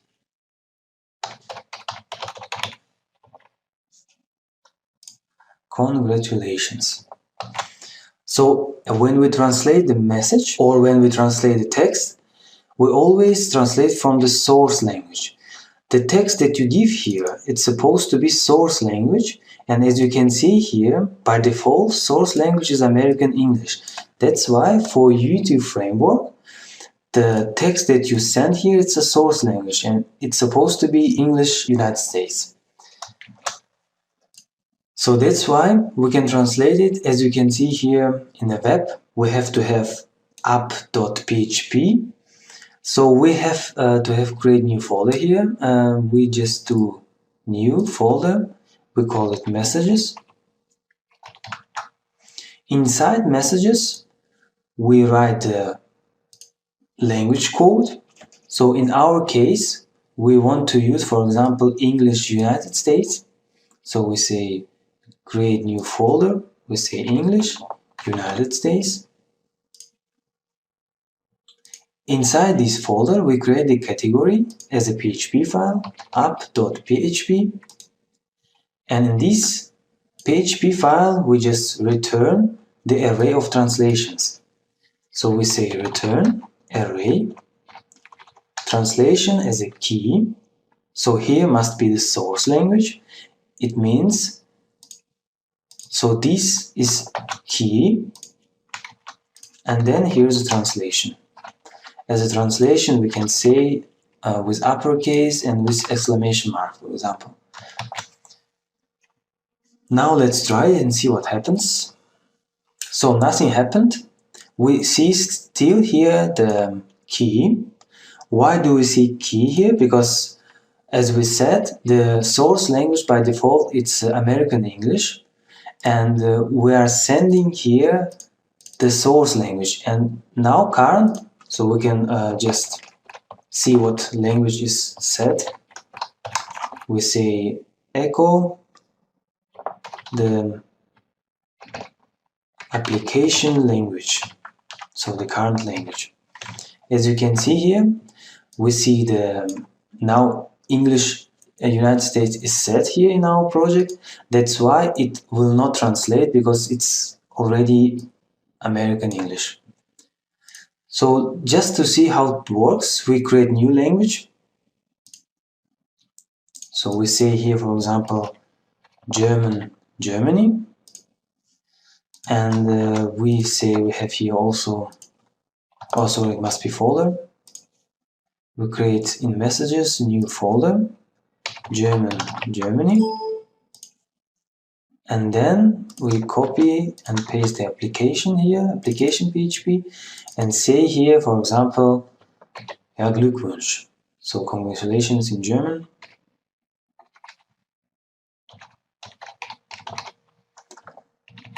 So, and then it will not still work, because we still have English United States here. That's why in a site controller, because we have here views, site, and this index, it means we go to controllers, site controller, and action index, and we can reset here the language. So we can also see how we can reset here. We just say e application language, and we say we just force to be German, Germany. Let's try it now. As we can see, it was translated. But for English, it will not translate, yeah, because United States, so it will still show the key, because the source language for your project now is English United States, and that's why it will not translate it. If we say, for example, here, we just remove this, so we have still the key. If we go to our configuration and say here the source language must be, for example, just English, like English International, then it will find the United States English and it will translate it. As you can see, now English United States is no more source language, it's target language in this case, and that's why it was translated. As you maybe are used to see the language code in the URL of your website, for example, like this, English United States, and then it switched to English United States. If you say, for example, Russian, Russia, and just then you go to the Russian translation of your website. So for this, we can just install the small external library to implement this feature, and I personally use the Codemix. So we can just say v2 localization Codemix. So I personally prefer to use this one, but it's completely up to you what to use, because in this lesson we're just learning how to use external libraries. This library allows us to make a user-friendly URL, to have a language code here, and maybe we can also create some drop-down where we can change the language of our website. So we can go through and see how we can install it. We use Composer. Composer require then Codemix and then e2 local URLs. We just copy and paste this, and we can see in Composer JSON, we will see how it's installed. So we see here it's adding one more line, and in vendor, it also must add the Codemix, as you can see here, and the external library is there. Now let's see how can we use it. In our components, we create new URL manager. So I can just copy and paste it. We go to our configuration, and as the last we can add here the URL manager. So as you can see here, we are using the library from this developer, and all the available languages are in this array. So you can of course use English, British English, you can distinguish between Australian English, United States English, and so on. But in this case, in our case, we will just simplify it and we will use just English, for example, just German, and just Russian. And if we implement it now together, for you it will not be a big problem just to follow the instruction, because here you can also distinguish between English or German and so on. So now we have just new 3 languages, and that's why we should here also change the folder names. We go to refactor, rename, and we say German. Then we say, for example, for English, we say English, and we create new folder. We say it's Russian, and we just copy and paste the application category here, and we can quickly also translate it to congratulations. So now we have 3 languages and it's translated into 3 languages. We can test it to see how it works. We just put here web Russian, so we have a word index here. So it automatically puts English here, and it will not translate it because if you remember, we still have a source language English in our configuration. So I have here source language English. If I remove it, it will be English United States, which is by default, and then it will translate it. Congratulations. Then we can switch manually to Russian, and then, for example, to German. So we don't need the code here, we can just remove it from our view, just to have congratulations word there.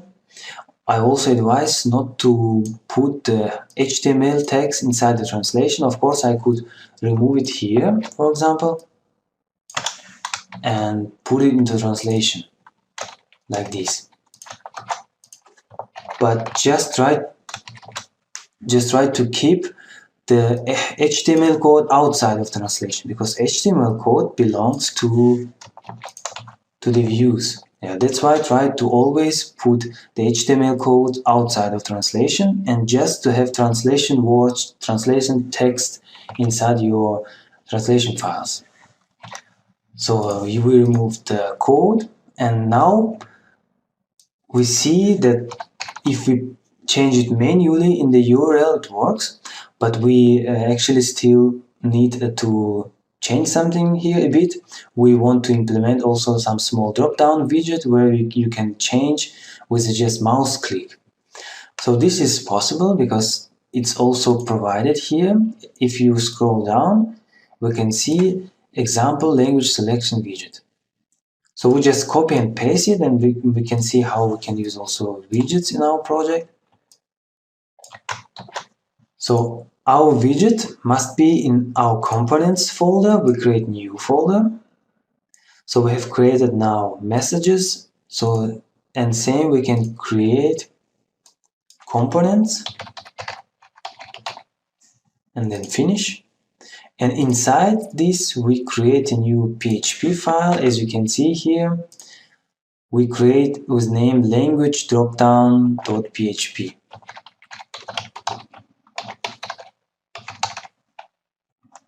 Finish. So we have here the language dropdown, which extends the dropdown from the Bootstrap, and we also put here namespace. It's application components. Now we can use it. So before we want to use it, we want to see how we use the dropdown. So we go just e2 dropdown widget. So just to know how we use the dropdowns. And here is a small example. We just copy and paste it, and we can see what they do. We go to our home page and say here, for example, Before congratulations, I want to have this drop-down widget. So I say here drop-down, but this is language drop-down. This must be language drop-down. Language drop-down. It finds automatically from which namespace it comes. So we don't need to send anything. And we can see now. So I'll just do like this. So we must have here drop-down class. So the Bootstrap knows how to draw it. Then we have here drop down, then we have label. So we say, for example, language. And then we will have a caret here, some arrow down, and then we will see the languages. Let's try. Third menu source for language. So we can go to language dropdown and we can see here that we are using the language which is not existing actually. It tries to find in German in DE folder, it tries to find language.php file with German key inside this array. But it does not exist. As you can see, we have only application. That's why we go to language dropdown widget, and actually we don't have to translate it here because usually you have here German as Deutsch. We don't have French, we have then English as English. And as you remember, we have one more language as Russian. And usually we put it here in Russian.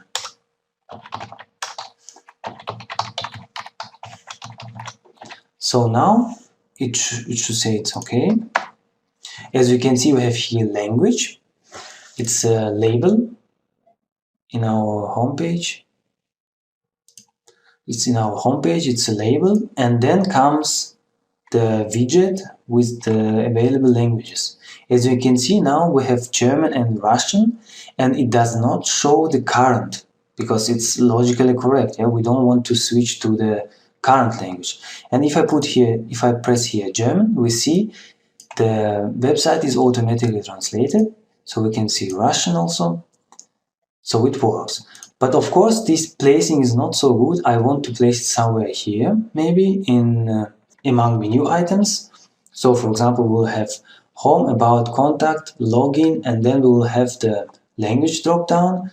So for this one, we revert this file. It's a home page. We don't need it here.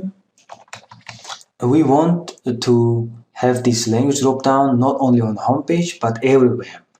So to change it everywhere, we should navigate to our views, layouts, as you remember, and this is main. So this is the main page. As you can see here, we have content, and this content is changed if we press any buttons, if we follow links and so on. But this is our header, and we have here also footer. As you can see, here is my company and powered, and you can see here my company, powered. We can see here my company. It's a navigation bar, and here we have the links. As you can see, home, about, contact, and if you are guest, we show the login. If you are not guest, it means you can log out with this label. You have logout, and then you have in brackets your username. So we want to put it here. We can just add one more item. We say label, the current language, it is ye application language, and then we have here items. Items means when you click, what kind of drop down must come. And we say here is just it's our widget, language, drop down, and we say it's a widget. So now we should already see something here. As you can see, we have here home, about, contact, login, and then we have here RU, the code, language code. So we can switch to English, and then we have here English and so on. And the website is also translated automatically. So it looks not so good. We want to have maybe here also the language written in the text. So we can use also this, we can still use this drop down, scroll down, we can see here function, label, and we can see it's exactly where did we change it. So you just provide the code and it returns the text. That's why we can use it also here. So we say in our main, so we say language drop down, then we had the static function called label, and we provide the code. So that's why we have here now Russian, then it comes English, and then German. So it works so far. And we can also here, since we are using this 2 times the full path, we can remove the full path here. Now the system doesn't know which language drop down I mean. That's why we say here just use language drop down from components. Just not to repeat here many times the full path. That's why we can here just put use, and it still works.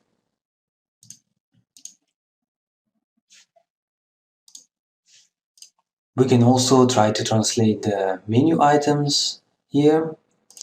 So as you see here, it's in home, about, contact. So we do just here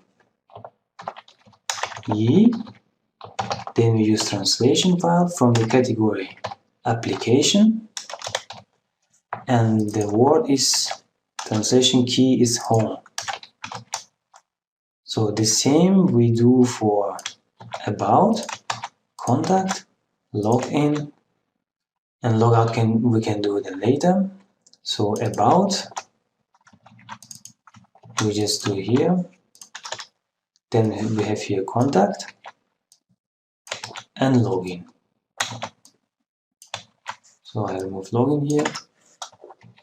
So now we only put it here in our application PHP. So we say, for example, for Russian, we have here home. So we just translate it here. We will translate it later. So we have here home, about,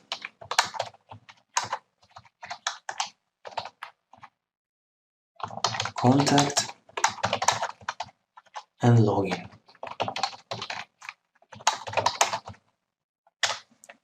Let's quickly translate it.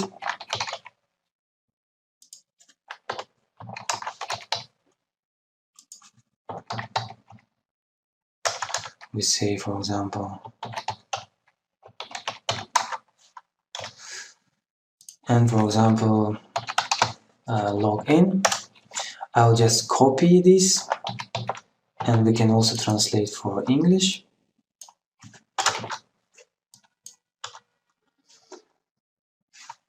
So for English we have the same, like the keys. And for German,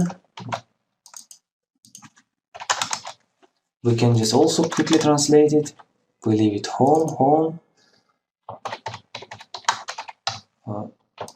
We say, for example, about us.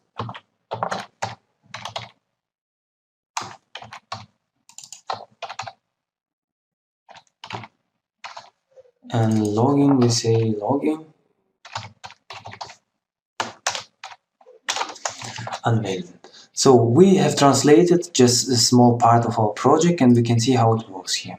So if I just update the page, you can see the links were also updated automatically. Then we can see English, and then we can see German. So German. So it works perfectly here.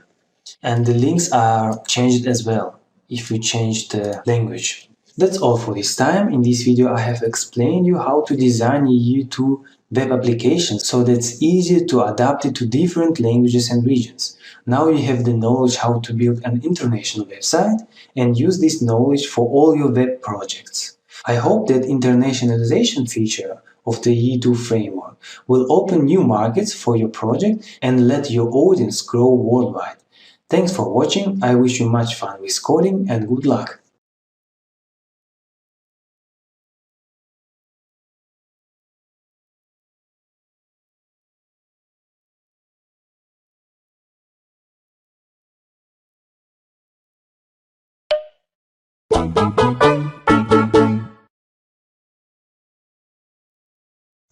Hello, this is the first from our 3-lesson series on implementation of the user registration use case. In this video, I'm going to explain you how to implement a basic sign-up. I will also cover essential checks and user notifications. I'm Lars from Digitary, let's begin. Let's quickly take a look at actions we are going to perform for the user registration and sign in. So we will have the user and ACME. The user, for example, wants to register using his username, email and password. We check this data, we check if the data is valid, for example, if email address is valid or if password has not less than 8 letters. And we try to save in our database. For example, in users table, we create a new record for our user with status 0. It means the user was inserted. If we could save this user, we return a success message to our user and let him know that he was successfully registered. In the second video, we are going to extend our registration functionality, and with success message, we will also send the activation link to this user. When the user clicks on this link, our system will check if the user exists with status 0. If the user exists, we will change his status to 1. It means active. It means after he activated his account, he can log in, and then we will let user know that his activation was successful. In the third video, we will implement the sign-in functionality, where the user can use his email address and password he typed in the first step and can log in. We will check these credentials in our database, we will search for the user and we will check if the user has status 1. If so, we will return success and we will log him in. So let's see how we can log in first. As we can see here, for login we are using the site controller, action login. We want to make registration in a separate view. Yes, for example, we can do like this, that if you have no account, you can register and then you can click here. So let's create a new action. So we go first to our controller, site controller, and we can see here the action login, this page where we can log in. We create a new function, public function action register, for example. And we can also do like this, that only guests can access this page. If you are already logged in, you will be redirected to the home page. And then we say here return, the view will be called register, and for now we will not send any parameters, any variables to the view. Now we create the register.php and a site folder. So we go to views, site controller has this folder, and then we create a new PHP file which will be called register.php, and we just say here, for example, echo hello. So for now we can already access it, site register. As we can see here, the view is there, so we can see the message. But now, how can the user access this page? So we go to login page, and for example, add here the message if you have no account, as we said. So we go to site, login. So we don't need, for example, the breadcrumbs. Now we have here the title. Now we have here the message. Yeah. So we will say here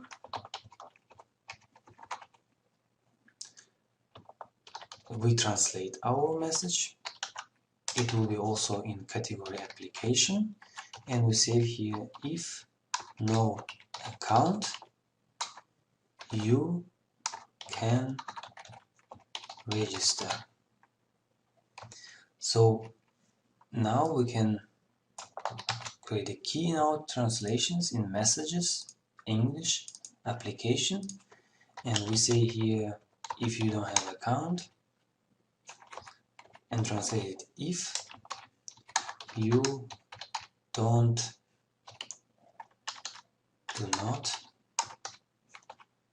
have an account yet,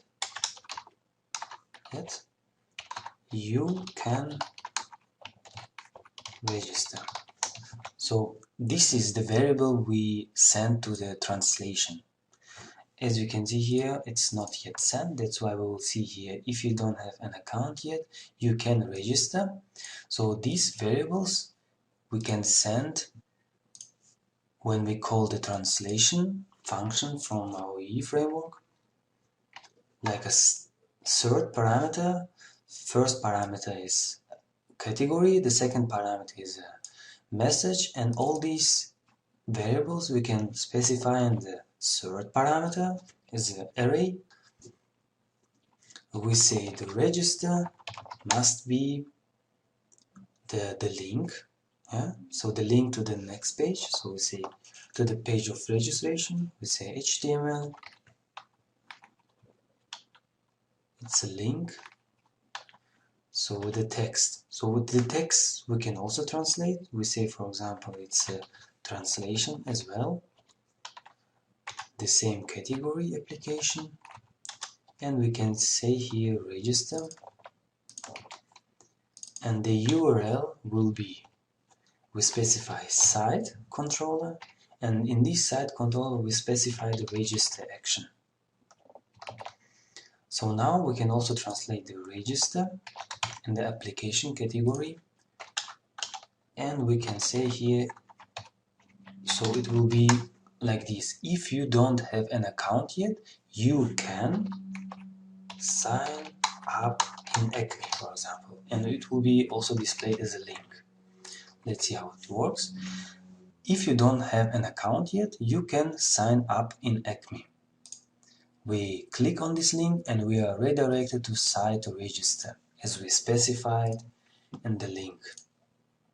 Site register. So now we can work on our view. For now it has only echo hello, but it will look like login page. So we use here active form. We're gonna also use this. We say we use HTML in active form. So the title will be register. So the title we can also, we have to translate it first. We say translation. Don't forget to translate everything. Titles, buttons, links, text, of course. So, and everywhere you will have EE translation. So the message will be, for example, sign up, and then we have here in the on the login page, so some title here, then some help text, and then comes the form. So let's try it. I will just copy and paste it. So for us, the title will be the title as well. Here we will have some help text, which is also translated. The same application category and message, for example, it's completely up to you. You can use just please register. And then we have here the active form. So we're already using active form on Bootstrap. We say it has an ID, for example, register form. Layout has horizontal. Then we have here the field configurations and the template. Each input, it doesn't matter if you have here drop down or text area, we'll have first label, and then we'll have a next line. On the next line will be the div with class, with the Bootstrap class. Then we'll have the input, drop down, text array, or password fields, doesn't matter. On the next line we will have error message. Error message which belongs to this input. So for example, it can say this input cannot be empty, this input must have some format, and so on. And label options, it's a label. This label will have these classes. So the next field is username, password, and remember me. As we can see, we have here the model, which we'll have create first in a site controller. Since we are registering user, it means we are creating new user, new record for user. We will use our model, use user from models, and we create a new model here. So we say, for example, new user,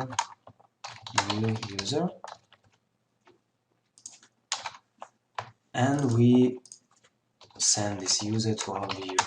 So it means in the register.php, this variable will be available under this name. So we create here the, let's call it first register form, for example, and all the fields will be from this register form. So we create the for register form new field from the model, or the new user model that we send from controller. So these are fields which has this model. If we open the user model in our models, we can see all the fields we have: ID, EID, username, email, password, status, and so on. So all this we can specify here. But as you know, while registering, we don't let users send the status that they want to have, or the EID, or the ID which is specified from database, or creating an updated values. That's why we only say, give us your email address, password, and maybe username. So we say here, from the new user, username, which is auto-focused. When you open the page, this input will be auto-focused. You can directly start typing there. The second field, we can say it's email address. So we remove the autofocus. And the third field, it's a password. So it's a password input. We don't need remember me, because we are just registering. We will have a submit button, which can be also translated, which must be actually also translated. So it's a text written on this submit button. It's application category and message. For example, we can say sign up, the same message which we have in title. It's a button primary, so you can see all the available buttons on Bootstrap page. It can be primary, warning, and so on. And it will have a name, for example, register button. Then we are closing form, and so that's why this one we don't need. It's from login page. So now we will have the form to create a user. If we go to register, so we can see here form. Oh, I forgot to also use here register form field. So model, I forgot to say it's from the user model. So now we have a sign up. This is the help text. So as you can see here, from JavaScript comes already the validation rules. They are all required. We can see it in the user model. As you can see, username, email address, and password are required. Also UID. So we will now change a bit that UID will have some value. So for now, we can try to log in. We say, for example, username, for example, email address, and password, some password. As you can see, it didn't work because we are not catching first the submit button. As we can see from the site controller, we say here, we create a model, and if you send some post request, we are setting these variables to the model. So we can also use it. So we create new user and we say here, if we are setting some fields for new user from the post, and if we can save this, then we go, for example, to our home page. So now we can see the error messages maybe. So we update and we can see already the values are here because we set from the post and we are sending this new user to our view, and that's why the fields are already there. But now we don't have any error messages. You see, all these fields are green. So I can say already that's a problem with our UID field. We are not setting and we want to save. That's why we don't see the errors for these fields because they are okay, but this field is not okay. That's why we can also see the messages, error messages for other fields using error summary. So we can here say, we say for this form I want to see the error summary, and we are sending the model new model. Let's see what happens. As you can see, this block is coming from error summary. Yeah? So we have now like doubled error messages. If I, for example, remove it here and try to save it, you can see it shows twice here. We add this block only to see the error message for other fields. That's why we can fix it also. So we see here the EID is missing. That's why we will override our validate method in our user. So when we call new user save, it calls first validate and then it calls save. All models we extend from active record. When you call save method, calls always the method validate, which validates the rules for this model. We can override this before validate. So we say, for example, after rules, we say public function before validate. And we can see here also it calls the parent before validate. So now we can set our UID manually. So we say here, for example, this UID is, we will create some internal method like set UID, for example. And this method will be, since we are using it internally and we don't want to be accessible from outside, we create a private function. And we say it's set UID. Actually, this one also enough, because we can say here this UID and some random string. Yeah? So EE framework gives us also opportunity to create random strings. We will use some random string from password. We say E. So it was application get security and then generate password hash. So it will have some string with which is 60 chars long.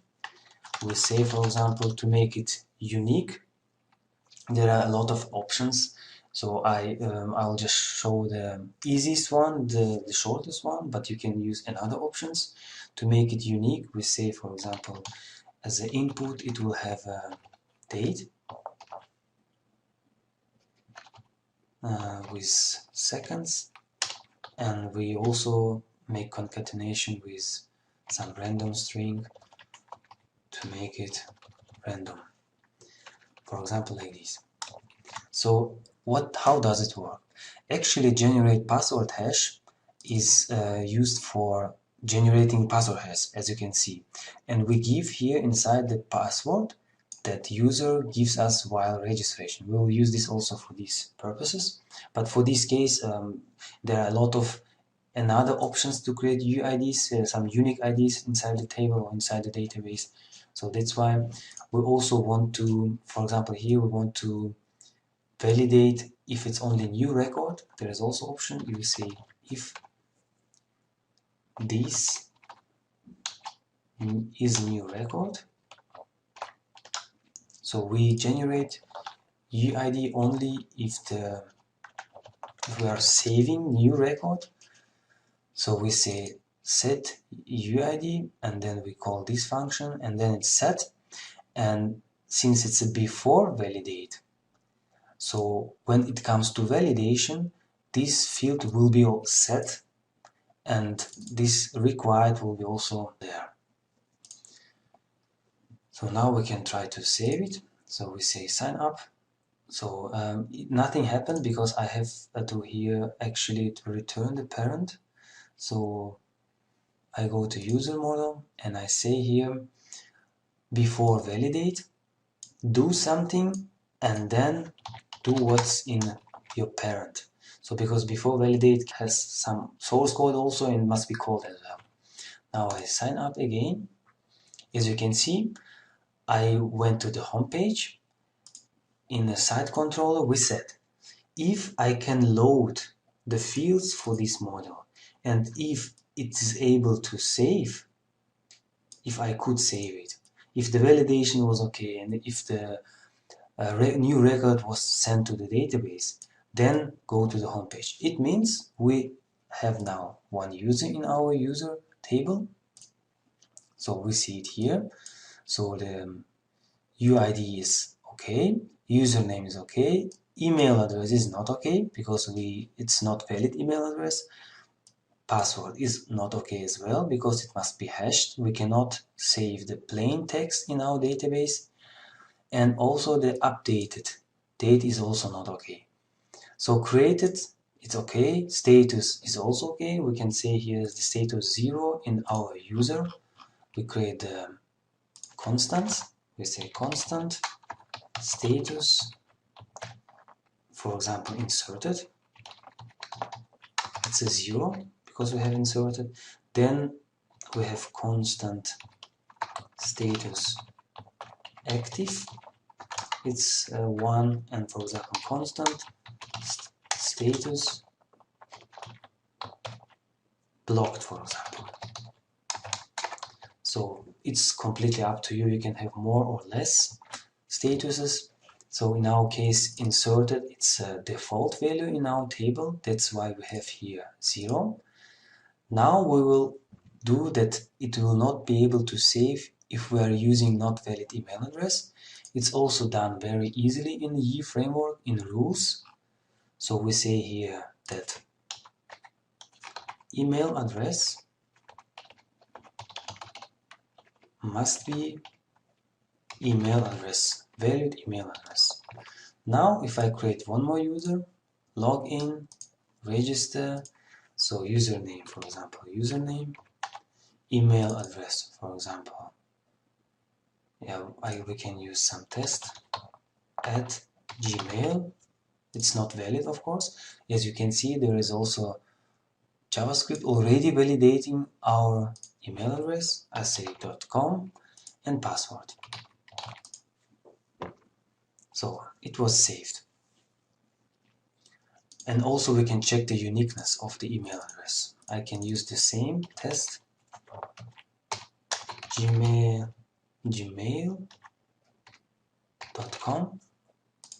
and we can see here it says that email address, so we have here doubled because I have here error summary. Test gmail.com has already been taken. So it checks also the uniqueness. It comes from the email address unique. Now we can also hash our password. So we go to user and we want to hash our password before saving. So we create here before save. we are also overriding it before save, and we say if it's new record, this password must be hashed. So we just copy and paste it, must be hashed, and as an input we give this password. So, and before saving our record, we are checking if we are saving, if we are really saving new record, and if yes, then we hash our password. And we can also here before save, so we have here, as you remember, updated field, so we say here this updated, so this up, we say updated new expression, we say database expression, we will use it maybe a lot here, so we say we are using expression, database expressions, and we say here updated new expression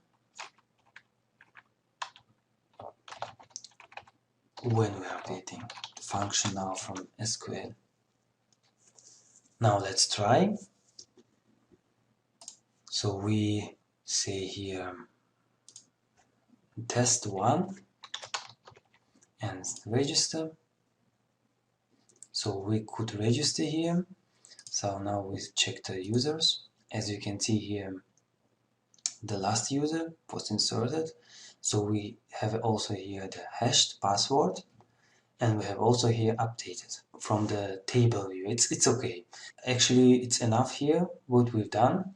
Now we can a bit change the registration view. For example, here after if you are sending the again test gmail.com, and if you are seeing here some password, so the problem is that we don't want to see the password again here. That's why in the view usually it is done in a form. So we go to register and say here the password input should have no value, always no value. So we say it empty, and if I sign up again, you can see the password must be typed again. So we also want to have some success messages when we could successfully register. So we say here in a site controller, before we go to home page, we set the flash. So we say application session set flash, so with the key success, and here for example the translated message from the category application, and say successfully registered. So, and this set flash is available only for the next page, so to home page. So in my case, in our case, I will do it in a main layout. It means if you are setting some flashes with a success key or arrow key or whatever, you will see on all pages. So here we have a content, and before content we can display this message. Of course we can make it in, for example, in a login page or register page, but we will do it here, and it means it doesn't matter which controller you are using, on which view you are using, you will see this message because it appears in all pages.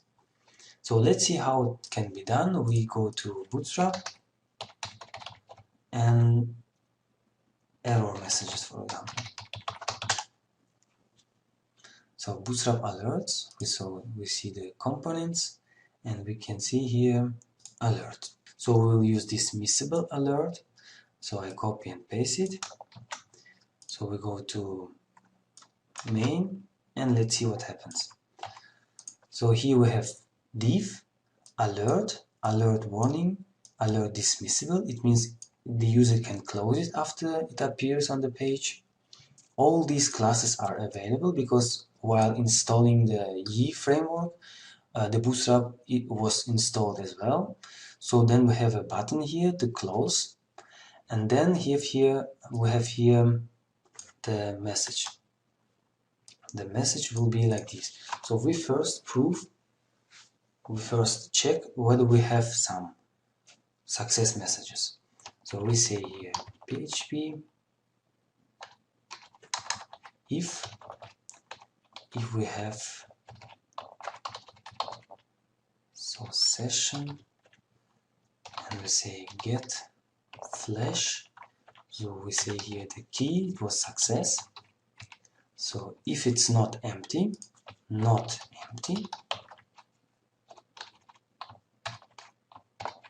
then we show this block, and we have here and if.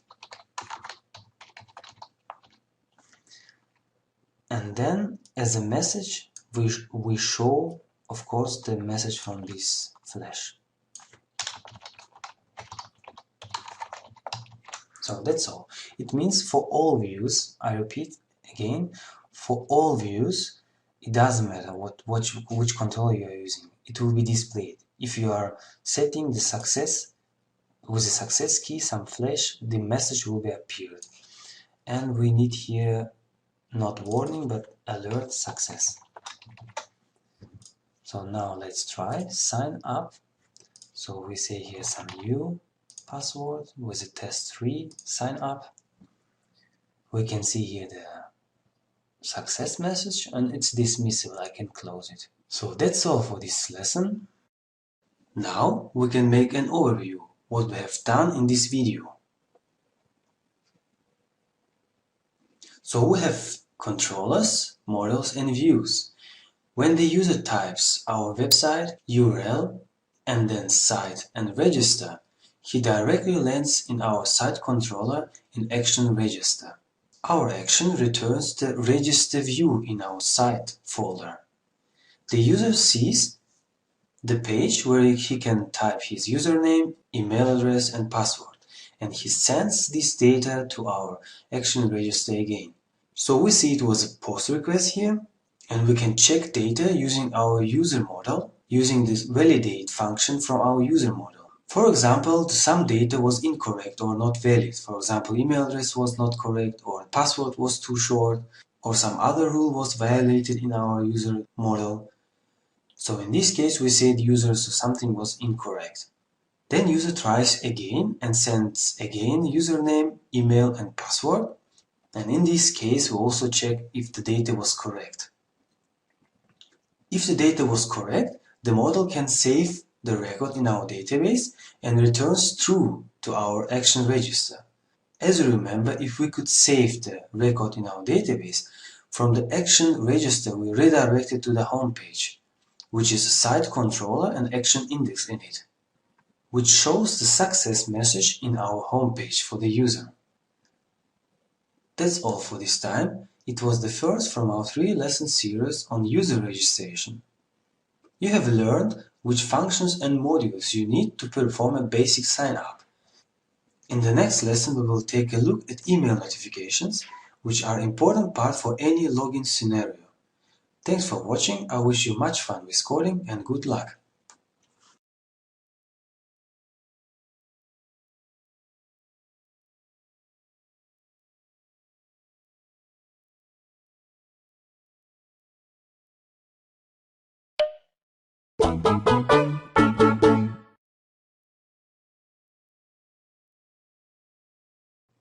Hello, this is the second from our 3-lesson series on implementation of the user registration use case.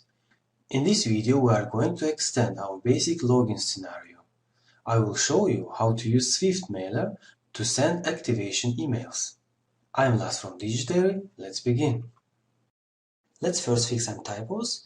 I did last lesson just small typos while copy pasting. So in before save method in user model, so I wrote return parent before validate because I just copied from here, but it must be before save. So if we are overriding the before save method, at the end we are returning before save from the parent model, Maybe we can also use here alert from E2 framework. We say use alert from the Bootstrap. Since Bootstrap is already installed with E2, then it makes sense to use alert from the framework. Then I will just change it quickly like it must be. So I'll just copy paste it and then say here, if the flash is not empty, then I say echo. So I say echo alert.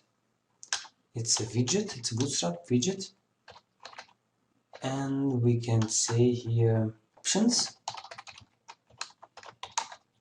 We have here class. So which class are we using here? We are using alert success and alert dismissible. And as a body, we have here flash message. So as you can see, this code and this code are the same actually. So if we use the alert from E framework, it will generate this code with divs, with buttons. If it's dismissible, it will also generate the button to close. So I can just remove it and we can quickly test it. So let us log in again and then register. So as a username, I say username and then some mail address and some password. Sign up. So as you can see, missing argument 1. So now we can take a look. We didn't get this message before because we had a typo there. We had a return before validate. But now we can see that in user, in before save, we can see that actually they are using the parameter. So we can just use the same parameter before save. So we are not changing it, we are not using it, but we are just giving it to the parent. So it would be correct if you are overriding the function, so you should also keep the number of parameters. So now we quickly test it. Now we can see successfully registered and dismissible, so the alert from the E2 framework works. Now we can work on email sendings while registering. So we have here in configuration, in our web, we have here mailer. We are using the Swift mailer extension. And we can now use, for example, Gmail account just to test it. I created some test Gmail account we can use. We configure it here. We say view path is application mail. It means all the views to send the emails will be taken from application mail. We have here mail folder, and inside we will create the views for sending emails. Then we say here transport, and then here in as an array we say which class we are using. So it's a class Swift SMTP transport. So we are using Gmail, so we will use host as a SMTP gmail.com. As a username, it's my email address. I created as a acme project mailer at gmail.com. My password,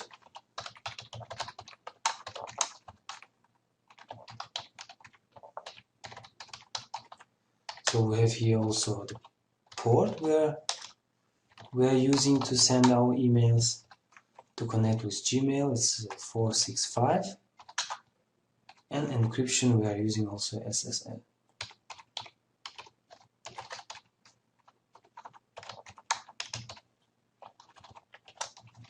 So that's all for the configuration.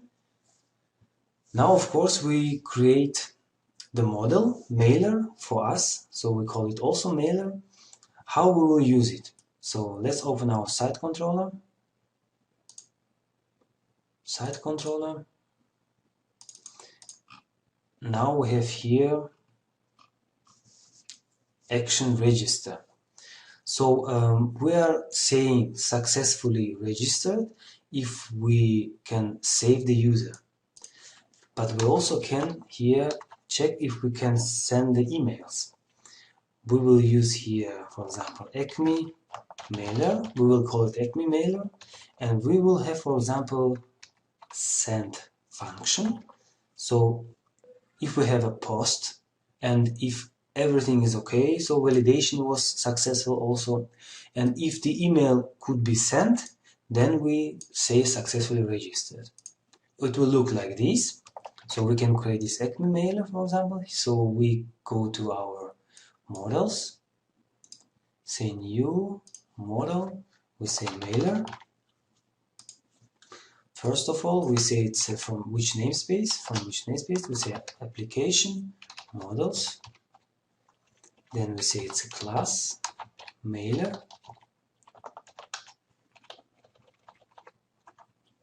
So we also use some translations. So I say we are using the E here. So we will have several types of emails. Yeah, registration. We will have also maybe a password reset. We will have some invitations. You have new messages and so on.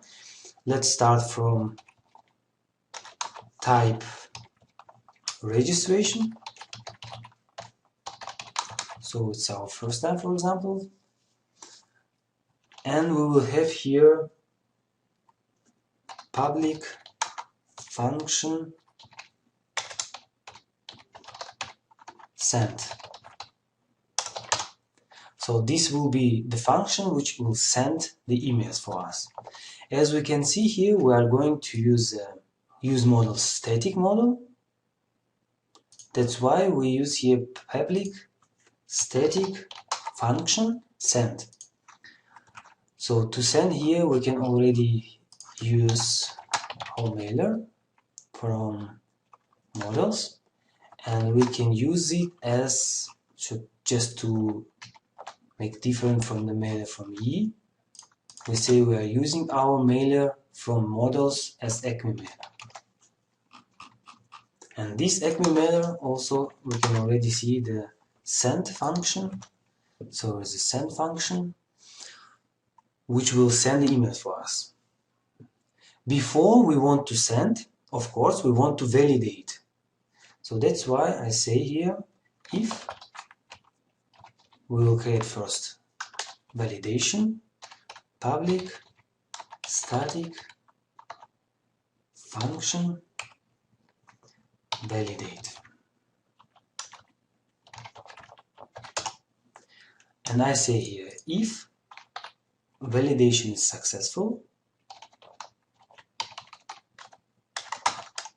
so if validation, for example, was not successful, I say here return false. Otherwise, we send here emails.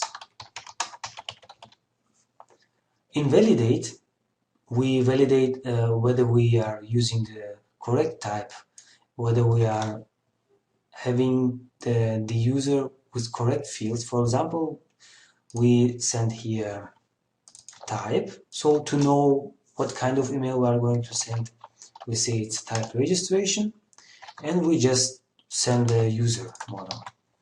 So send must have two parameters. We say here type, and we say here the model, because maybe we not just send users, but in other models. And we also sending to validation. In validation, we can check whether we have this type, because we don't know what we are sending. Yeah? So we just make switch type. So switch type. If it's our registration, then we do something, and default, if we didn't find this type, we say return false. At the end, we say return true. So validation will work then. We send the type and model. It checks whether the type is defined, whether we have this constant. If we have it, so we do something here, we do maybe some other validations. If we don't have this type, then it returns false, and if everything was okay, we return true. And in send, we check this validation. If it was returned false, then the saving is also impossible. Here in validation, we can check whether the model has the fields that we need to send the emails. So we say if model, if for example empty the model ID, or I will copy paste, so if UID is empty, if for example username is empty, or what we need, of course, is email is empty. So if one of them, at least one of them is empty, we say validation false. So if we have these fields, then we can send emails. So we say here message. We create always the message using the mailer from the framework. And we compose first. Compose. And as a first parameter is registration. And the second parameter is the variables we send to the registration. So what does it mean? This message is entity from messages. It is composing the email for us using the registration.php. As we specified in our web, it's application mail. So in application mail, we have to have registration.php.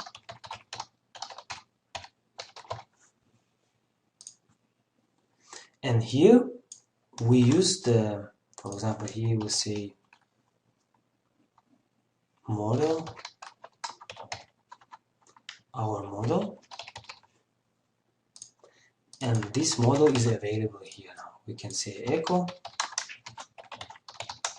So inside registration.php, I created just one line, echo model ID.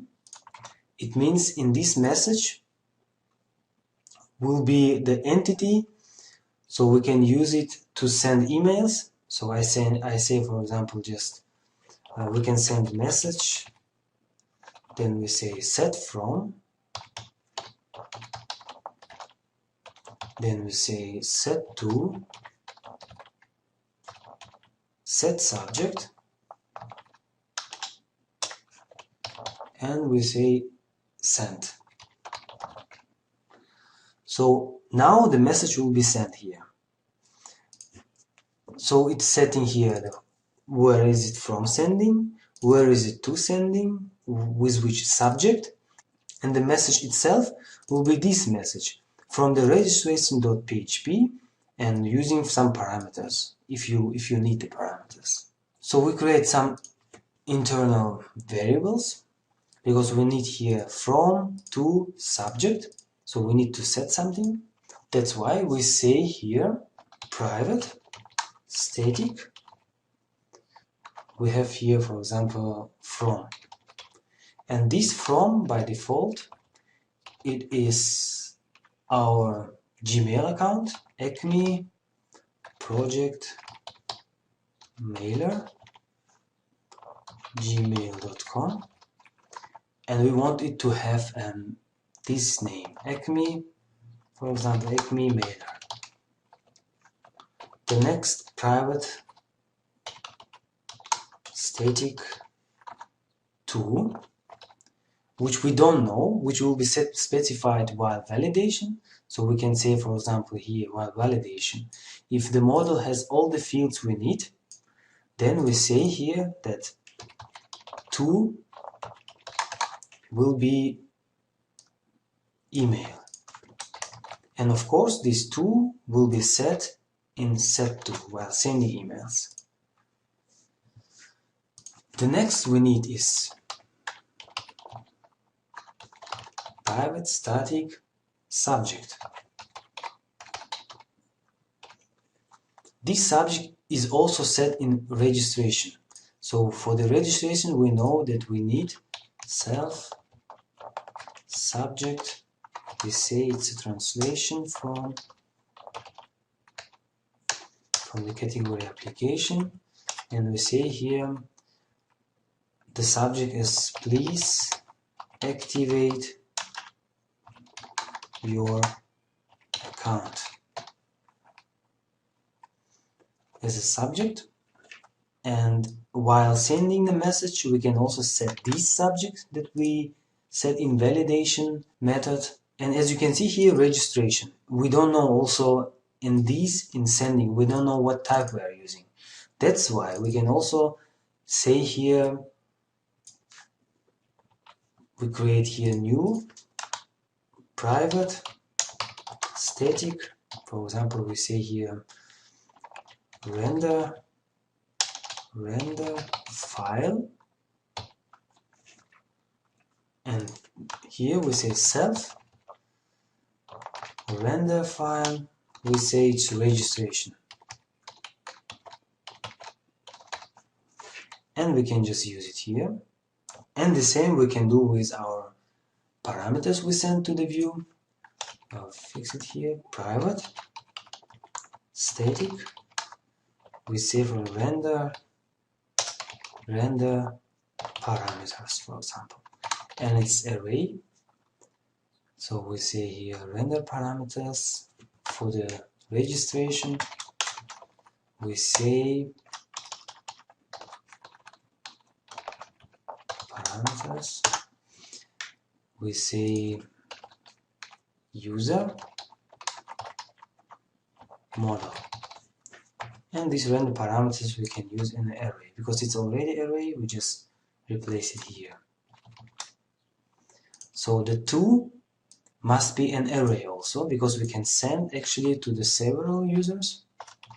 So I use it here as an array.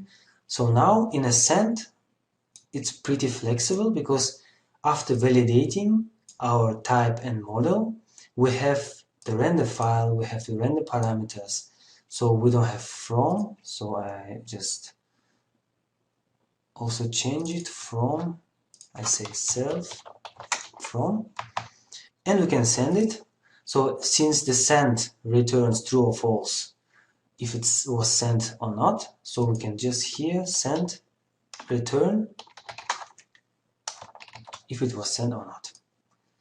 So if in the future you have another types of emails, so you do just constant type, you say for example you have password reset, it's 2 for example, and then you will have here another case with type password reset break, and inside this password reset you will check also which fields you need from the model, because we send this model to the validation. You will also specify here render parameters, render file, you will have new render file with another text, you will have another subject, you will have another user, and that's all. So it will send it for you. Now take a look at our site controller. So we say here if the user submitted a form, if the user could be saved and validated, then our acme mirror is sending with type registration and sending this new user. And we have this successfully registered flash message. Let's see what will be sent. So in registration, we have here model ID. So let's try. I go to our database. So we have here some users maybe. So I'll delete them all. We don't need them. So apply. Now I can try to register. Log in. So username, new user. Email address, I'll use mine to check, and some password. Sign up. So now we have error, undefined variable model. In registration, yes, it's undefined because in our mailer we're using these self parameters, so render parameters. And here, as a render parameters, we're using model, but it is available under user name. So we go to our registration and say just not model but user. So let's see, let's delete it because we had an error. So now let's go to register again. We say new user with the email address, sign up. So we see here successfully registered. Now we can check our email. So inside inbox I see here, so I didn't get any emails, so we did something wrong. We go to our configuration and I just noticed we have here use file transport true while it must be false. So let's see what does it mean. Say here true, and we have here mailer. So as you can see here, whether to save email messages as files under some transport path instead of sending them to the actual recipients. It means in our case we had true, and that's why I didn't send it, because I thought it's like a development mode for debugging purposes. That's why I didn't send. Let's try again. So we go to our users, we delete our user.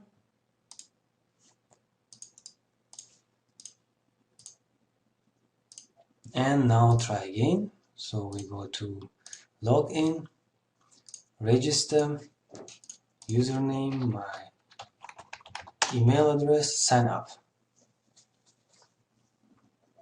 So it says successfully registered.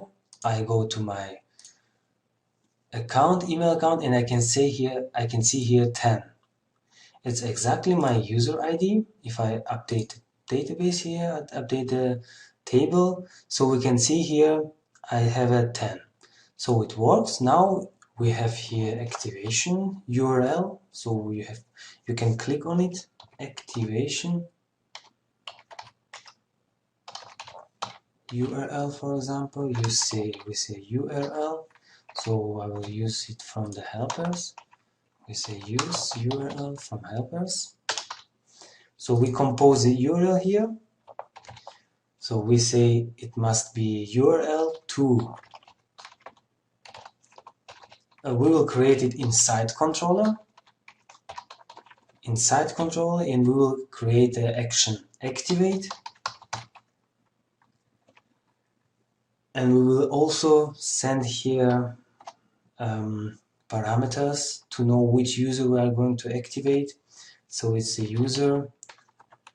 So we have here user ID. And the second parameter, we will call it token, for example. And we will use here for the token the user year ID.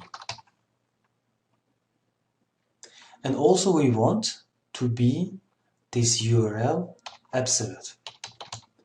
So we want to have the full path to our website, not just site activate and then parameters, but with www.acme.com and so on.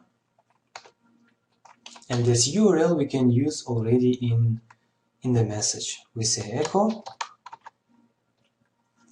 we translate our message. So we say here, please click on, for example, link as a link. So sorry, it must be here the category.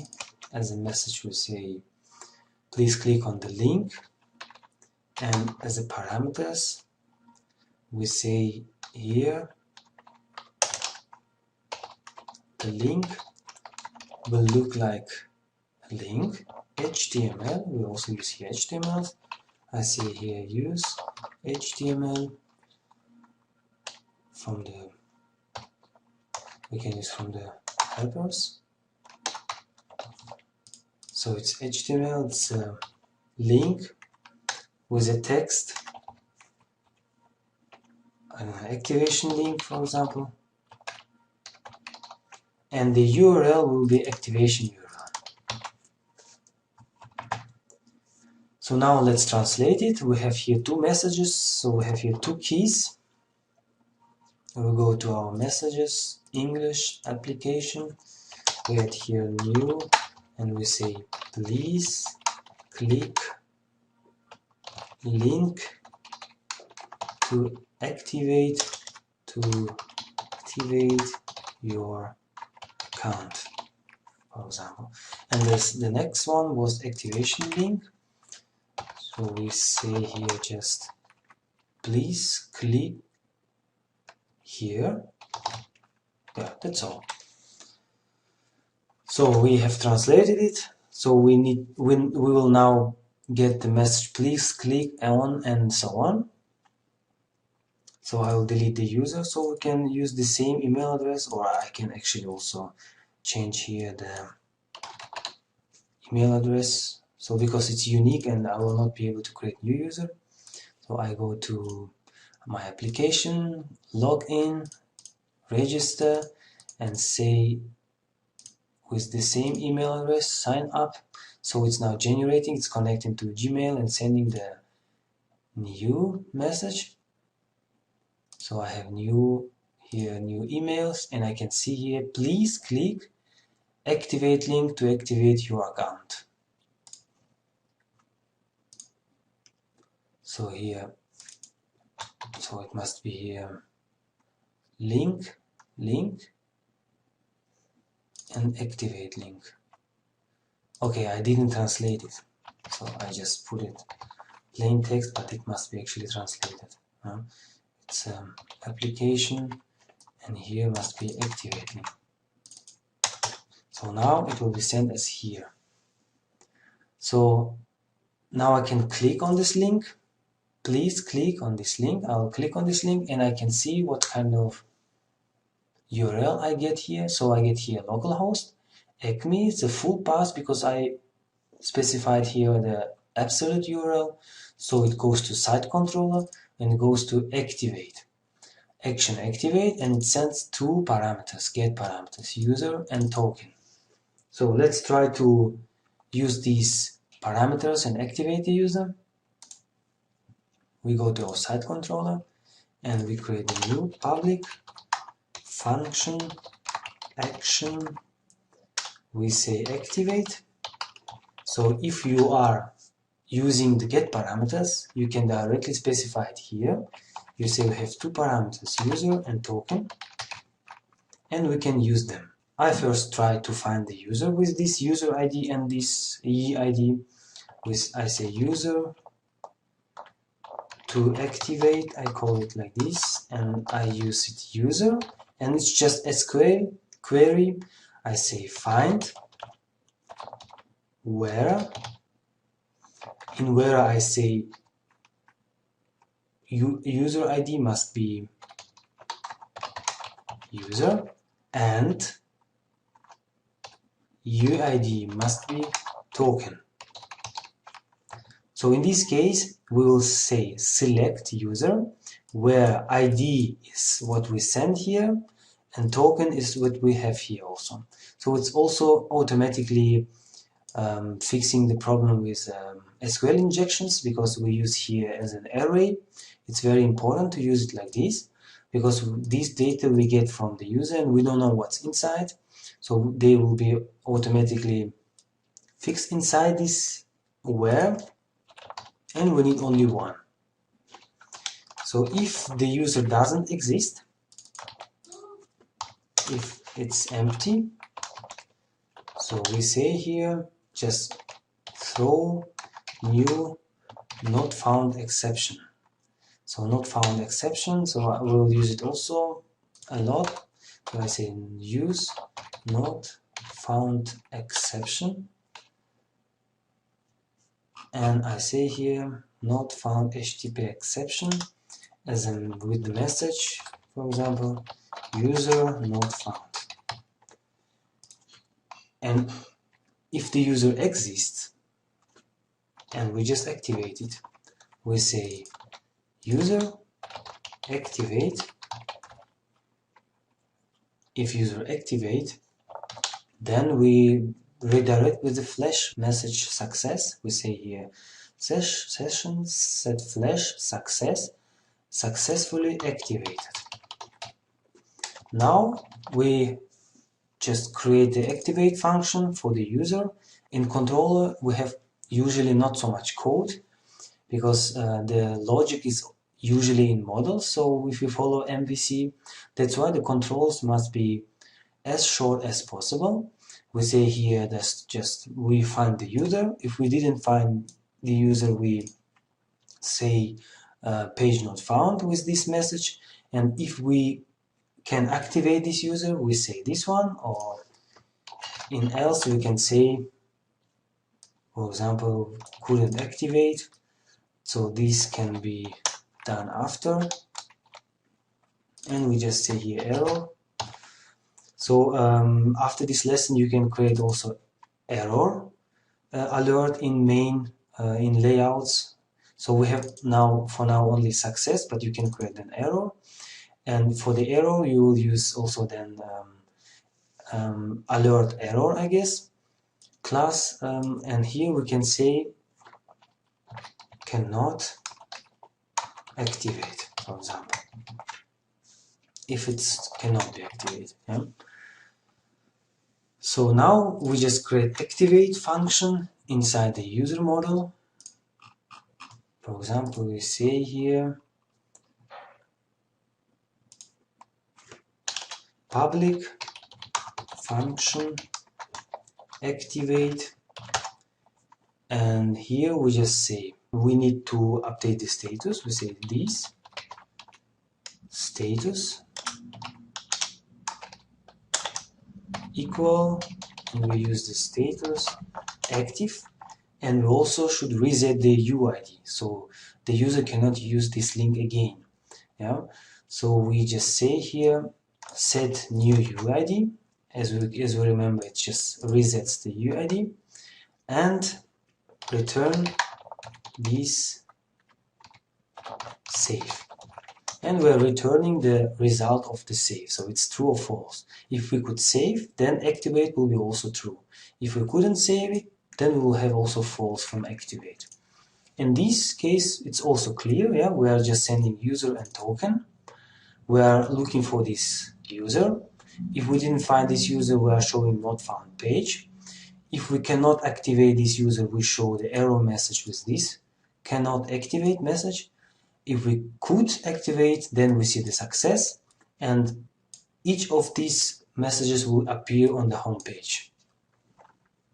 In the mailer, so we have always some types here. If you have new types, then you just extend the constants with type, and you have here always validate. You send the type and model. And as you can see here, just depending on the type, we are checking the fields on the model, and we are setting the variables here, which we will use while sending. So let's try it. We update the user here again. We say just new, for example. So let's try now. We can also maybe quickly change the message inside controller. While registering, we are not just saving, we are also sending email. That's why we can say successfully registered, for example. Please check email. So I don't know whether we created the translation for this. No, we didn't, so I can quickly create it here.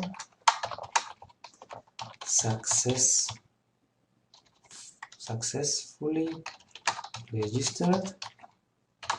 Please check your email. So since we are sending emails, so let's try to log in to register.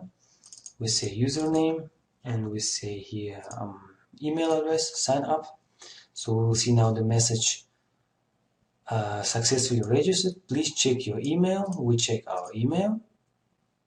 So we have new message here. We see here, please click here to activate your account. If I take a look at our database, I can see there is a new user with 12. I can see the email address and I can see here is the status 0.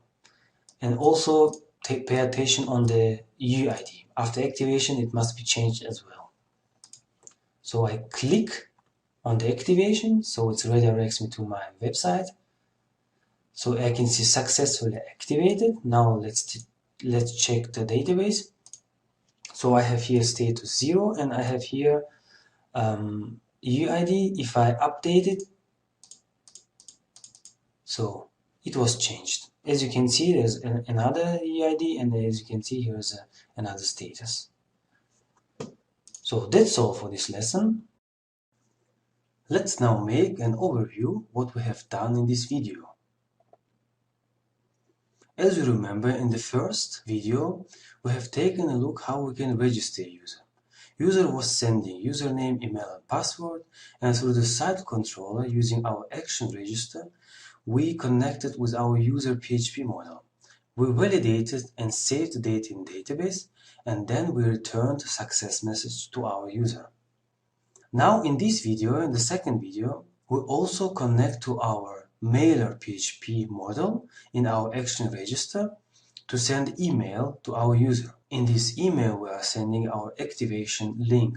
If the sending was successful, we return success to our action register, and then we return success to our user. When user clicks on activation link, he will be redirected to our site controller, action activate, sending his user and token. In our action activate, we are connecting to our user PHP to activate this user. We first find our user in our table, in users table. He must have status 0 and we update his status to 1. We activate this user and then we return success to our action activate method in our site controller.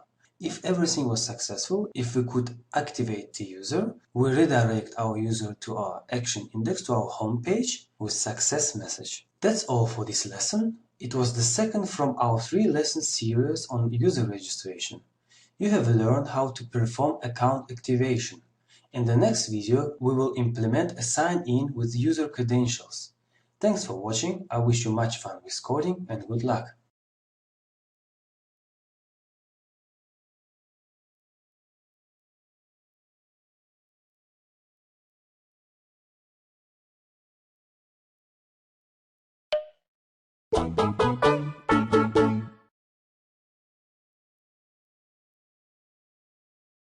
Hello, this is the last from our 3-lesson series on implementation of the user registration use case. In this video, I will show you how to implement the last important part, the sign-in functionality. I'm Lars from Digitary. Let's begin. When we installed our E2 framework, we remember that we had already login functionality there. So under site login, we could log in using our username and password. But as you remember, in user model, 2 users were hard-coded. We had 2 users, admin and demo, so we can still take a look because we renamed it to user_p. As you can see, we use these 2 users, but now we will try to perform login using users from database. Let's see what happens if we submit our form. In login page, we click on login, and then inside controller, the following happens. So we are now in action login, and if you are not guest or if you are logged in, then you will be redirected to the home page. Then we create the login form. Then if we take a look, if user submitted form, and if we can log in, then you will be redirected to the previous page. Otherwise, you will see the login page again. So it's login.php. So we can see the page here. So we have here username, password, remember me, and then submit button. So in our case, username is not unique. So it's completely up to you if you want to leave in login form username and password. So I suggest maybe to do it via email and password, because email address is unique in our table. If you still want to use username, then don't forget to add this username as unique field after the email. So you can say here username must be unique. Yeah, but in our case we will use an email address. So we go to login form and we say that we want to have here email address and password. So it means here email and password are both required. Email and also we say that email address must be a valid email address. So we also check if it's valid email address. Remember me must be boolean and password must be correct. So this function, so this is validate password. If you take a look, we have here the function validate password, and we check whether username and password, in our case it's email address and password, exist in our table. So now we go to our login.php, it's our view, and rename here. Now we don't have username, we should put here email address, and we see here already email and password. So now let's take a look what happens if we press button submit. So inside controller, we try to log in the model. Model is our login form. So we go to login function inside login form model. So it's this one, and it says if validate, then we try to log in. So validate means we check all the rules we have here. So these rules will be checked by framework. We don't have to care about them. So now we will take a look at validate password. So it's validating whether the password and whether the combination of email address and password are existing in our table. So now we have here this get user first. Yeah? So it is getting the user, finding by username for now. But we don't have username, we have email address, so we can already here change find by email, and we are sending the email address which comes from user. So this means that user model has to have find by email function. So it must be public and it must be static. So I copy the name, I go to user, and at the end we can create new public static function find by email. So, and this function must return me the user with this email address. So we give the email, and here we say just return. Since we are in user model, usually we say user find one, and here's the condition. We say email address must be email that we get. So since we are in user model, we can use here self. So this function does nothing but returning the user with the specific email address. If it does not exist, then you will get the empty result, which is also checked here. So we go to our login form and we can see here. So we say get user. So we are defining user in our local variable and we return it. So we were here, validate password. And this if user is empty, so we can check it a bit another way. So we say if empty this user that we get by email, or if the password is incorrect, then we get incorrect username or password. So incorrect email address or password. So in this case, we should have here also validate password function. So it's a public function we can see, and we are sending here the password. as a plain text, yeah. So that's why it's not just equal. So we can take a look. We create the function in our user model. We say public function validate password, and we give here what users send us without hashing, without encrypting it. So it's just a plain text.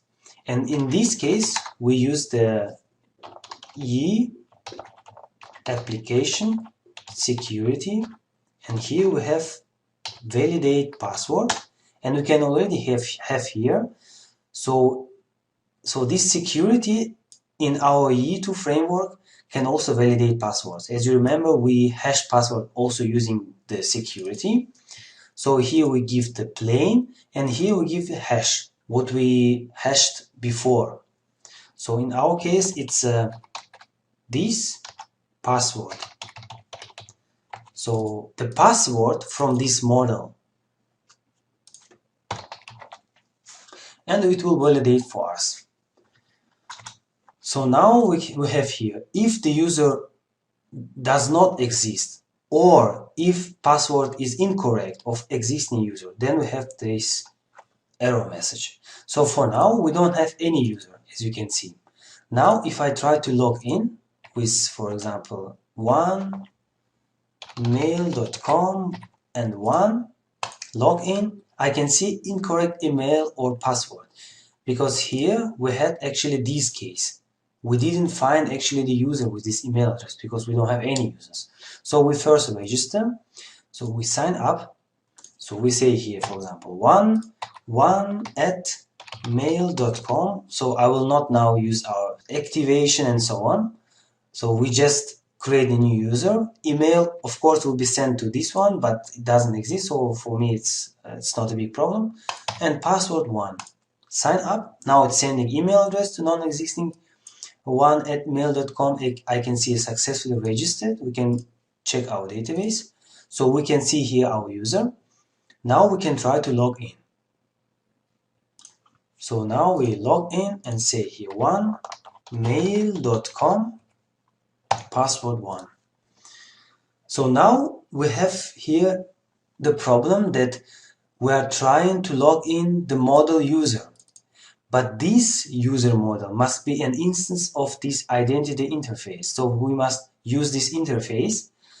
Since the login functionality, we can see here, login, this get user, so it's actually our user, must have some functions that we use to create cookies, to store session, and so on.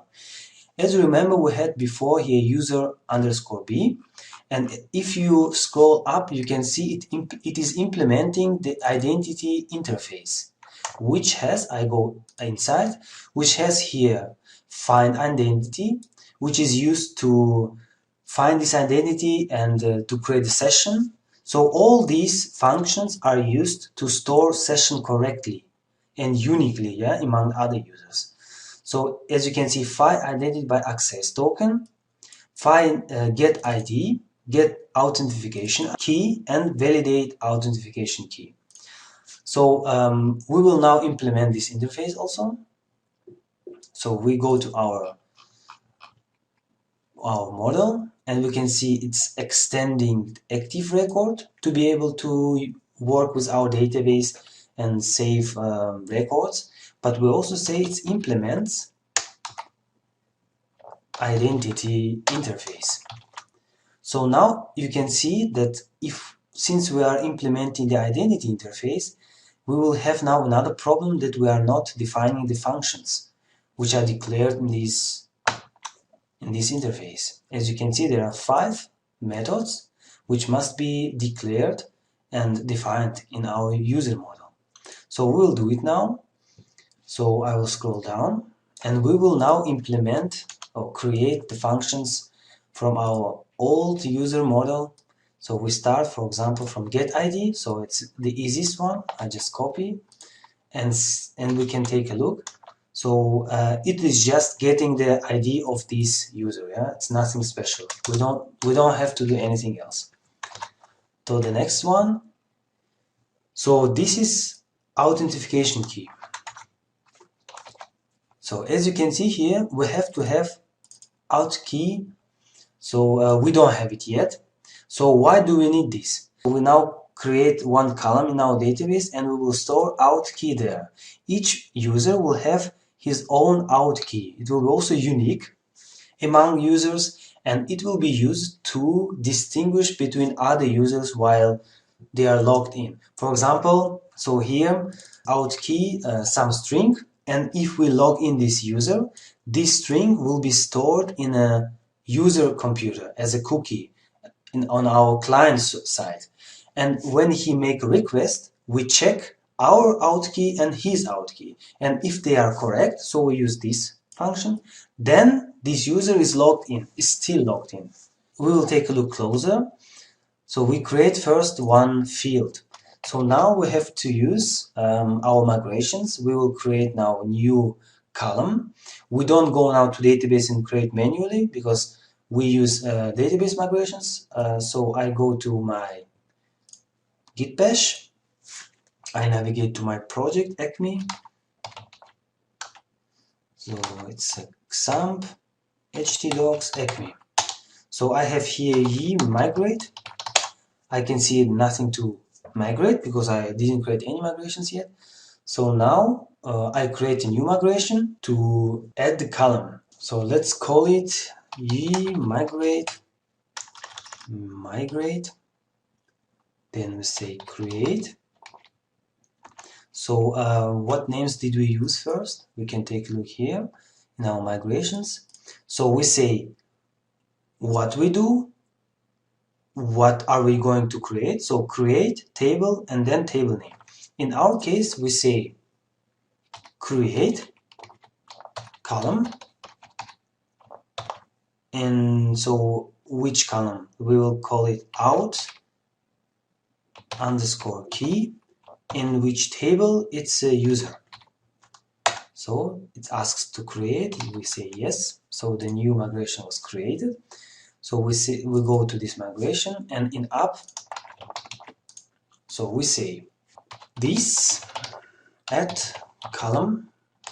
So table, it's a user, column name out key, and type. The type is we are going to create string. So varchar 60. It is not null.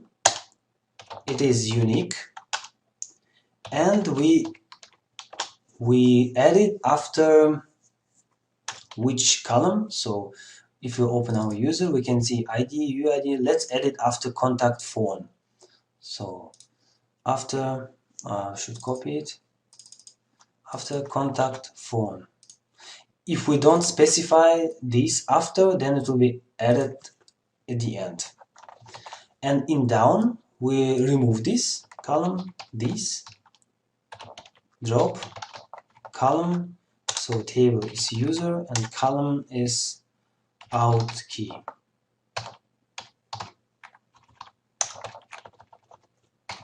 So now we migrate, so we run our migration, migrate, it sees the new migration, I say yes.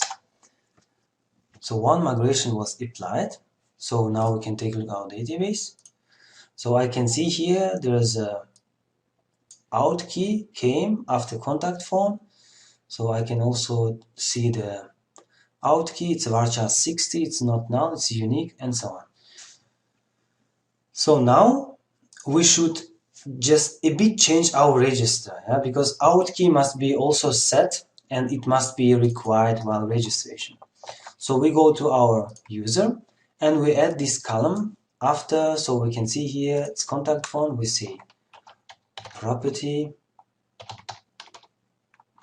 it's a string, it's out key.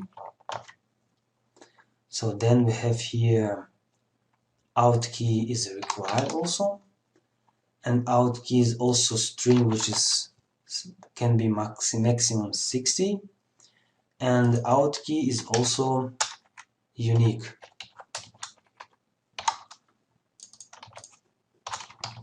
So and also we can add attribute label, so we can see here. So labels, while printing some forms, labels we will see here.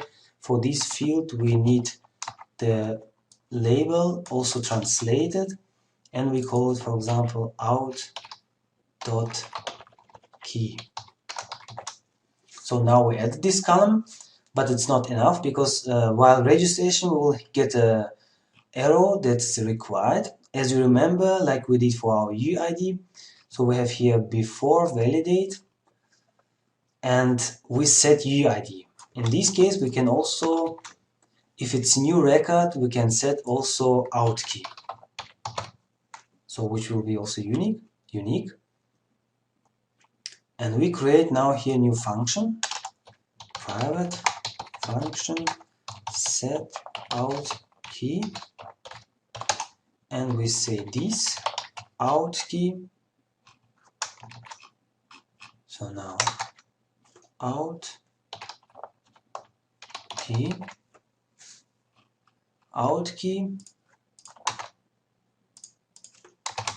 when we say here ye application security, and we use, actually it doesn't matter, in our EID we use generate password hash.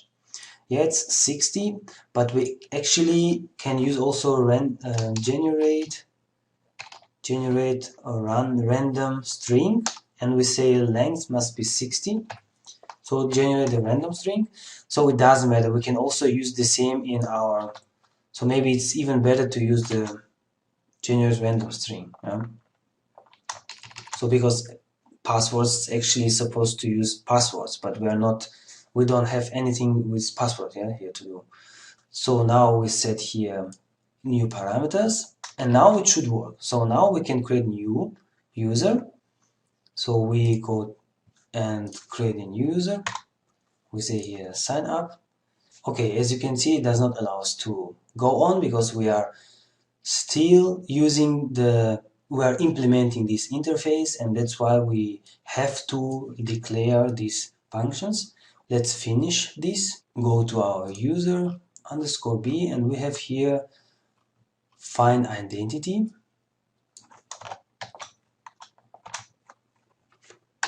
So here it's enough if we just return it, return self find one, and we say here ID. So it means it's just looking for the user with this ID in our table. And the next one we have here find identity by access token, public functions, so it's static also. Actually we have to have also access token, but so we don't need access tokens for now. We can just make return null. Access tokens are used to authenticate users using some API requests or some maybe SSOs. So, but in our case, we are just using login page or maybe some Facebook, Twitter. So now we can try to register. So as you can see here, I can create new one, username 2, email address 2@mail.com, 2, sign up. So now it's trying to send to this email address one invitation link. So we can take a look at our database. So now we have the second user. So we have also here authentication key, which we're gonna use for login. So now everything looks fine. Now we can try to log in. So email address was 2, mail.com, and password was 2. So as you can see, undefined property app models user authentication key.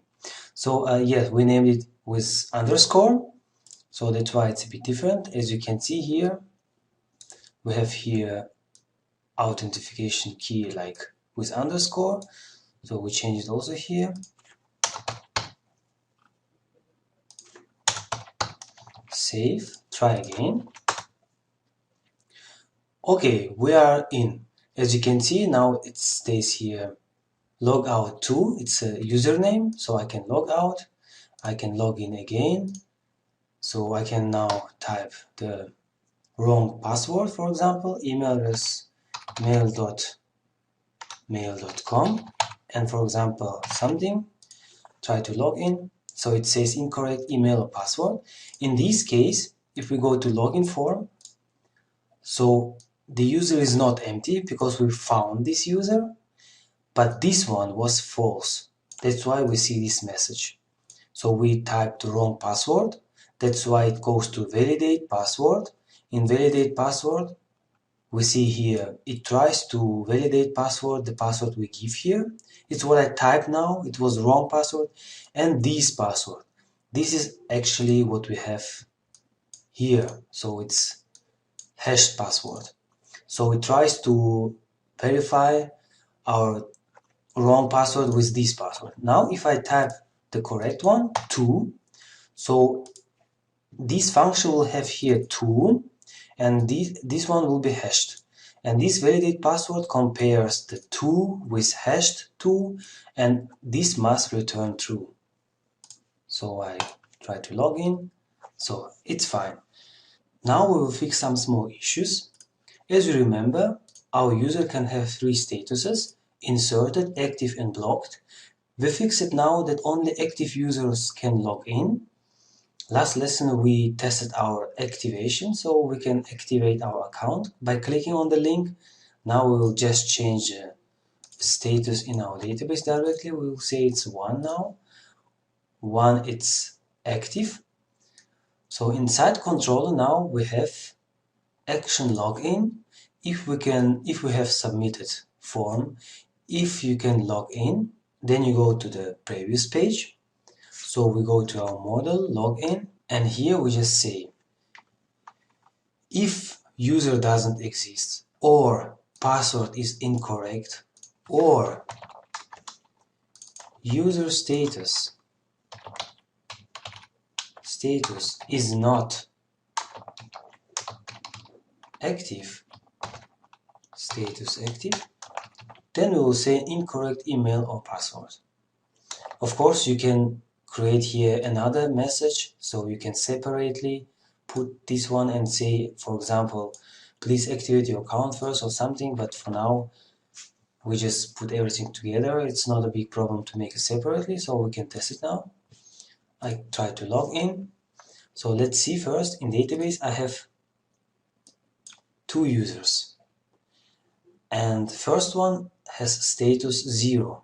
Let's try to log in. mail.com 1. So it says incorrect email or password because this user has status 0. Now we'll go to the second one, 2. So we can log in because this user is active. That's all. Let's now make an overview what we have done in this video. To perform the login, the user first goes to our site login URL in our Acme project. It means he will land in our site controller action login method. After this, he will see the login.php view in our site folder, and he will be able to type his email and password. Through the post request, his credentials will be sent to action login in our site controller. Action login will connect to our login form model to validate the data. The login form model will connect to our user model to find the user using this email. In our find by email method, we access to our database to retrieve the data about this user having this email address, and we will return this object to our login form. In login form model, we prove if the user was not empty, if we could validate the password, and if the user is activated.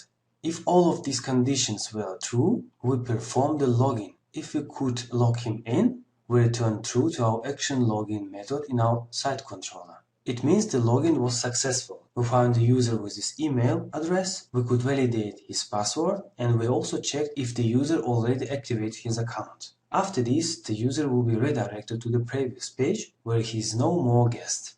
That's all. It was the last from our 3-lesson series on user registration.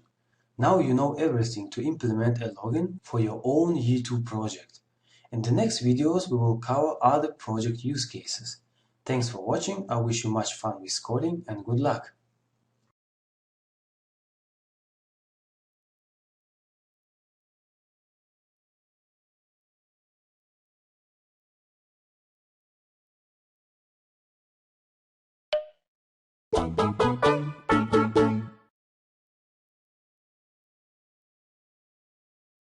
Hello, today I'm going to talk about external login.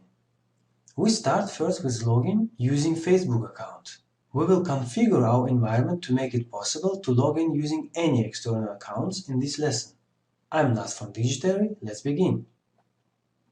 Let's first take a look at simple external login scenario. The user asks our system to log in with external account. Depending on what he wants, whether it's Facebook, Google or Twitter, we connect with this external system. So it can be any of these, and this system shows the login page for this user. If the user already logged in this system, he will be asked to share his credentials with our system. After the successful response from the user, external system shares the credentials with us. External system is sending his email address, username, and all the data we need to store in our database. If the user does not exist, we add new record in our database and let the user log in. Now let's take a look at implementation part. For the external logins, we will need E2OutClient extension for our framework. So I just Google E2OutClient. So we go to GitHub and we go to documentation guide, and we can see here installation and quick start. So we go to installation. We can install it using our composer. Let's navigate to our project and first update our composer.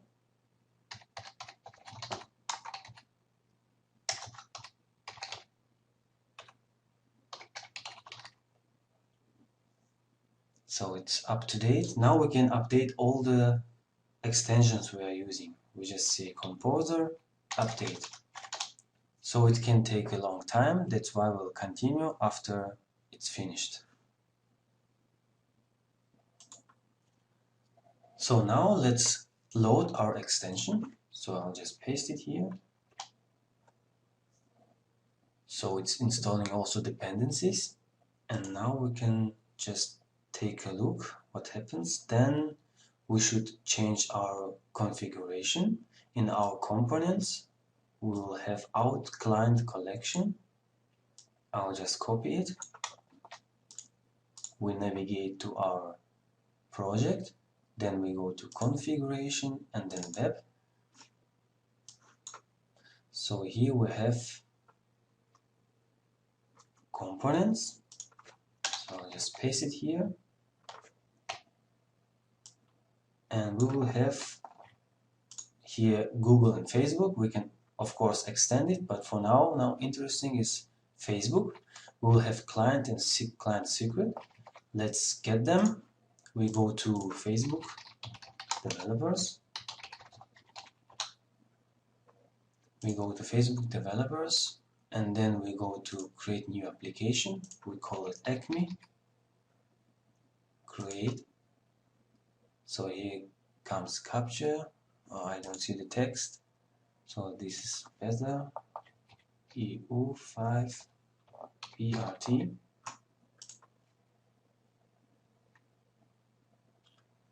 So now we need actually Facebook login. Setting it up for web. Now we need a site URL. I just copy our localhost Acme, paste it here, save.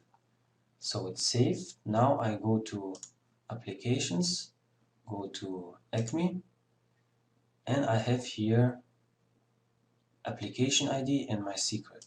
So I copy application ID and paste it client ID, Facebook ID, and also do it with client secret. Show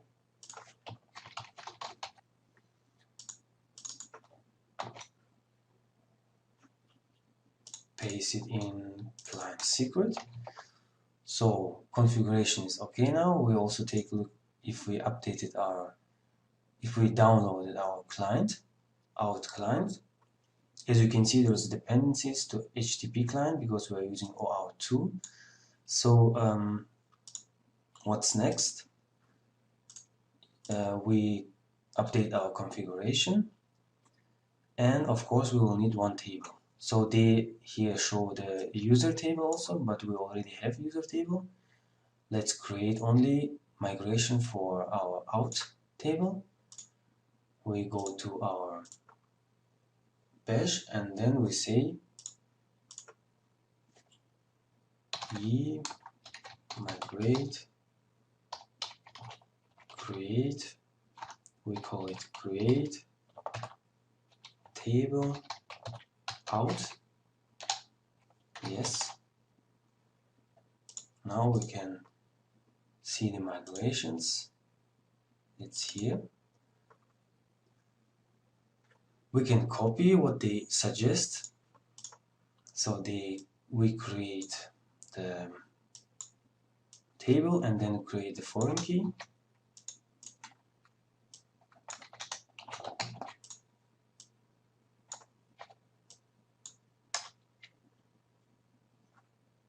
So it's not safe, but it's safe up. So we are creating out table. As you remember, we are using here unsigned for primary keys. We can just quickly update it. For user ID, we're also using unsigned.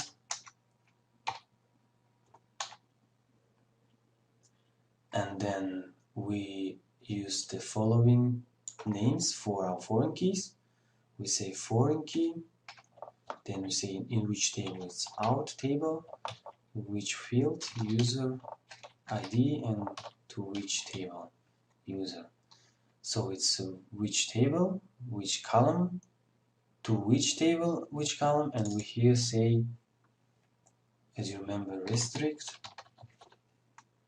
and cascade.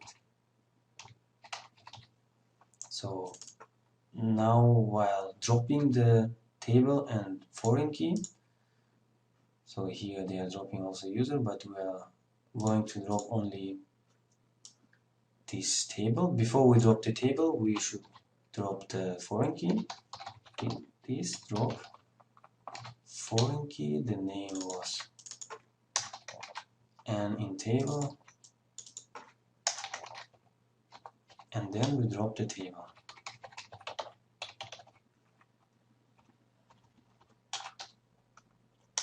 So the table name is out. So let's create this table. We can just run migration, say view migrate. Yes, one more table is coming to our ECME database. So we refresh it and we can see out is there. Now we need a model. We go to our GE helper. We say we want to create a model. We say which model, so which table, and then we see the out model will be created. We can quickly preview it. We see there is a connection to user table. There are fields, and we can also see the connection get user. So we generate it. We also should update our user model because it has now one more relation to out. So we say user, we say here user, preview, and we can see the changes now. This property is coming. We go to our user model.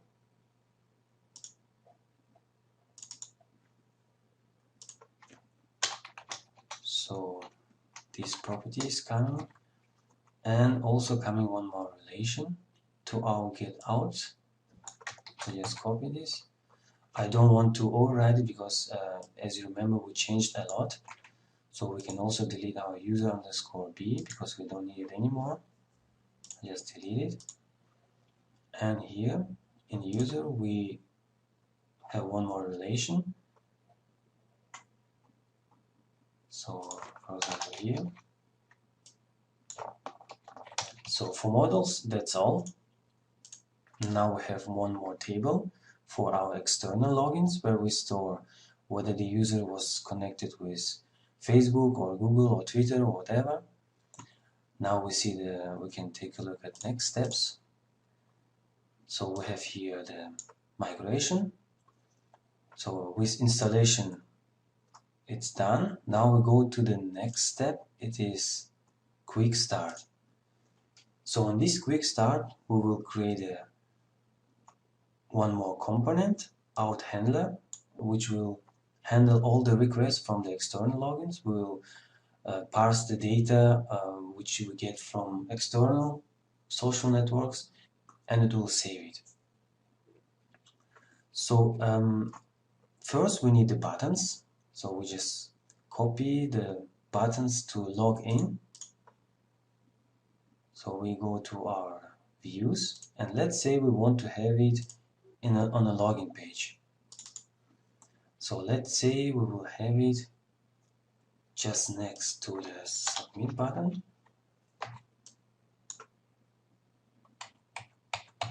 So say it like this.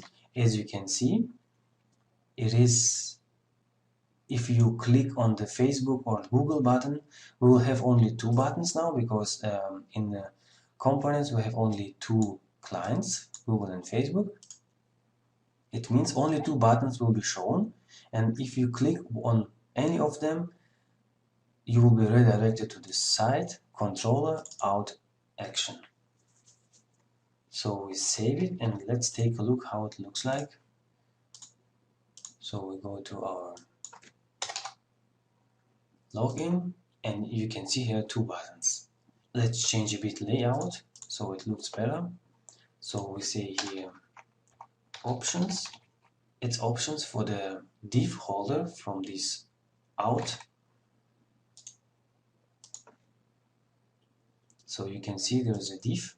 So we will change a bit. We say here it has a class. So we say class, and for example out clients holder. Of course we need the class here, web site CSS, and we create a new class. We say display inline block, for example, and then we say vertical align top. Let's take a look what happens now. So now it looks better. So now if I click on the button, I will be redirected to the site controller out action with client Facebook, because I clicked on Facebook. If I press on the Google, then I will be redirected with out client Google. Now let's take a look at the next steps. So we have here site controller. So in the site controller we will use the out handler. We'll copy it because we will use this component. It's not existing yet, but we will create it later. So I go to site controller. So we also need this one. Then we have here site controller. In actions we will have new element. So we have already here actions. So I have here new element. It's out. So it will catch the action out. So we don't need to have action out because we have already here the actions. So we say here it's using this class, and if the response was successful, we are sending the client to our on out success. And in our on out success, we create it here. We are just creating new out handler. We are sending the client there, and we are calling the handle method. So now let's take a look at our component. So it says here components. I'll just copy everything here. and then we will take a look what does it mean. So I just copy everything.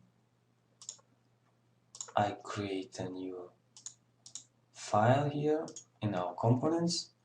So the name is out handler and paste it. So now we say here that this handler is from the namespace app components. Now we can see here it works here also perfectly. We can see that it was created, and we are using here out model, which we created already, and user model, which is connected to out model, and here some array helpers and client interfaces. So as you remember, inside controller, in on out success, we are creating the out handler, new object, and we are giving the client, we are sending the client, which is Facebook or Google or whatever. This one will be set in our local variable, and in this local variable will be now Facebook, Google or something. And then we are calling the handle function. Let's take a look what happens inside. So first of all, they here make a difference if the user logged in or not. In our case, we are putting these buttons or these external logins in login page. It means the user is not logged in.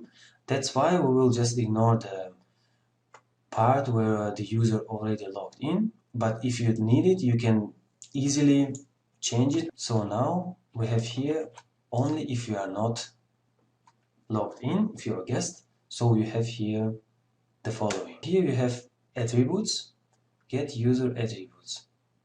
We just put here the var dump so we can see what kind of attributes we are getting. So I say here pre and then var dump and then exit. And what kind of attributes we are getting if the user could log in the social network. So I press on the Facebook. So I was redirected to Facebook, and then we can see Acme, which is a project we create in Facebook, and I say okay, continue, and I can see the attributes I'm getting from Facebook. So after I successfully logged in Facebook and I accepted that, I agreed that my data can be sent to Acme, so these attributes will be sent from Facebook. That's all we need. So actually we need the username, we have here the email address, and this is just ID. Let's now take a look what happens. So here we have email address, which is done by getting the email address from attributes with array helper. Then we have ID, and then we have nickname. We call it username because we have username here.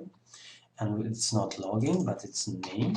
As you can see here, it's a name, and this will be our username. Here we search for the already external logins for this user because this ID is also unique. First of all, we say this email address must be there, and that's why we check it if email address is empty,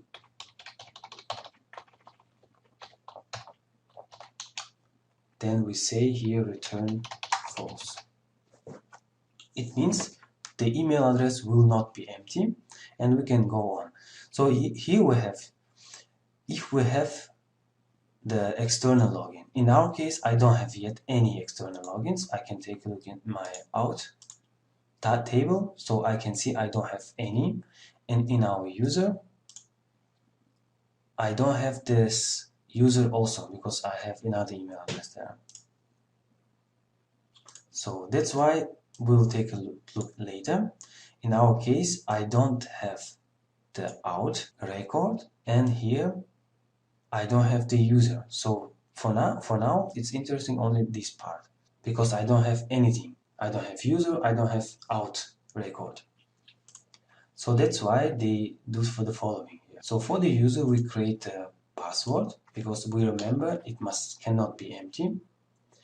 So as a username, so we don't have GitHub actually in our user, And here username, we remember it's not nickname, but it's username. So email address and password. And also don't forget to set the status, because by default it's 0. It's not activated. Status. And we say here user status active. We say active because we trust Facebook and we trust that this email address belongs really to this user. As you remember, while generating the new user, we are already generating all this stuff. So you can take a look at before validate function in user. Now then we create a transaction. If we can save the user, then we try to save the connected external login. So if we can save it really, so then we commit the transaction because we saved 2 tables. Yeah, that's why we are using transactions. And then we are here trying to log him in. So this one we don't have yet. That's why we'll create it now. It's in our configuration parameters, and this value must be there. So I go to our web configuration, and as you can see here, there's a parameters, which is params, and params is in params.php. So I go to params.php and I say here this new value, and it must be 1 month. So it's 1 month. It's just so we remember the user for 1 month, for example. You can make it also less. What do you want? So now we can see here, if we can save the user and if we can save the connected external login, we save the tables, we commit the transaction, and then we try to log him in. If we cannot save this user or whatever we can't do, so we set the flash error, and then of course we can here transaction rollback. Yeah, and the same here if we cannot save the user. So because we are starting here transaction, so here get session set flash error. So we are not sending here actually the array, we are just sending the string. We don't have here this one. So, and here also, if something goes wrong, we can see the error message. So that's all. This part was actually for the case if we don't have anything, if we don't have the user, if we don't have any connection. So it's exactly our case. Let's try. So I go to login and Facebook. I can see I could log in. So I'm in. Let's take a look what happens in our tables. So new user was inserted. I can see the username. I can see the email address. So this dummy password. This user has also the status 1, and everything is set as we want. Let's take a look what happened in our other table. So we can see here user ID is 17. It's our user. Source Facebook, and source ID, it's my user ID actually in Facebook. So now let's take a look what happens if I log out and log in again. So now I have the user and I have the connected external login in our out table. So in this case, it is this part. In this part, we are just sending the user to our update user info method and then log him in. Let's see what happens in our update user info. So we have here, actually we don't need, because we don't have here GitHub and so on. So that's why we just change it here. If the user was inserted, if user status is user inserted, it means it can mean that another user was creating an account with this email address and he typed of course the password, so we don't want to let him log in with the same password. So that's why I say password random string with 60. Then if the status was inserted, now we say it's active. So we say user password is now password, and we return user safe. So what happens here? It is possible that another user was creating the account in our Acme, and he used another email address from another user. And he, as you remember, while registration you can also give the password. And he didn't activate his account. It means it can be another person. That's why we don't want to this person, to the person who created account, to log him in, because he didn't activate his account. That's why we should reset the password. And then we also activate the account because we trust the Facebook, and then we save it. So what happens if the user has status blocked? If the user, so of course we can say it's else if status is user status blocks, just then we say return false, and at the end we say return true. So of course we can refactor it a bit. So we say just here, because this part is looks not so nice, so we just say here return. So then it means so if the user was blocked, we will not let him in. If the user has status activated, then we just log him in. If the user has status inserted, we activate the user and we reset the password. So now let's take a look what happens here. And here we of course need now if user can update his information, then we say log him in. And if we cannot, it means something wrong. For example, maybe he's blocked or something. Then we say here in a flash message, unable to log in user, unable to log in the user. So you can also put here the user was blocked or whatever you want. So now we can try, because we have already the records there. So we just go and log in. I can see I'm in. So in this case, I had already the status 1 and nothing happened. Now I try to log out and I try to here change my status to, for example, blocked. It was 2. Now I should get the error message. I can't log in. I go log in and then Facebook. I can see here unable to log in the user. Now let's test and try if I had status inserted, and let's just here put this password. So now the status must be 1 after I log in, and the password must be updated also. So I go to login, I press on the Facebook, I'm in, I could log in. Now let's see what happened in our table. I can see the password was updated and status updated also to 1. Now we have only one case when we have the user, but this user didn't log in with his Facebook account. So we will change now a bit this part here.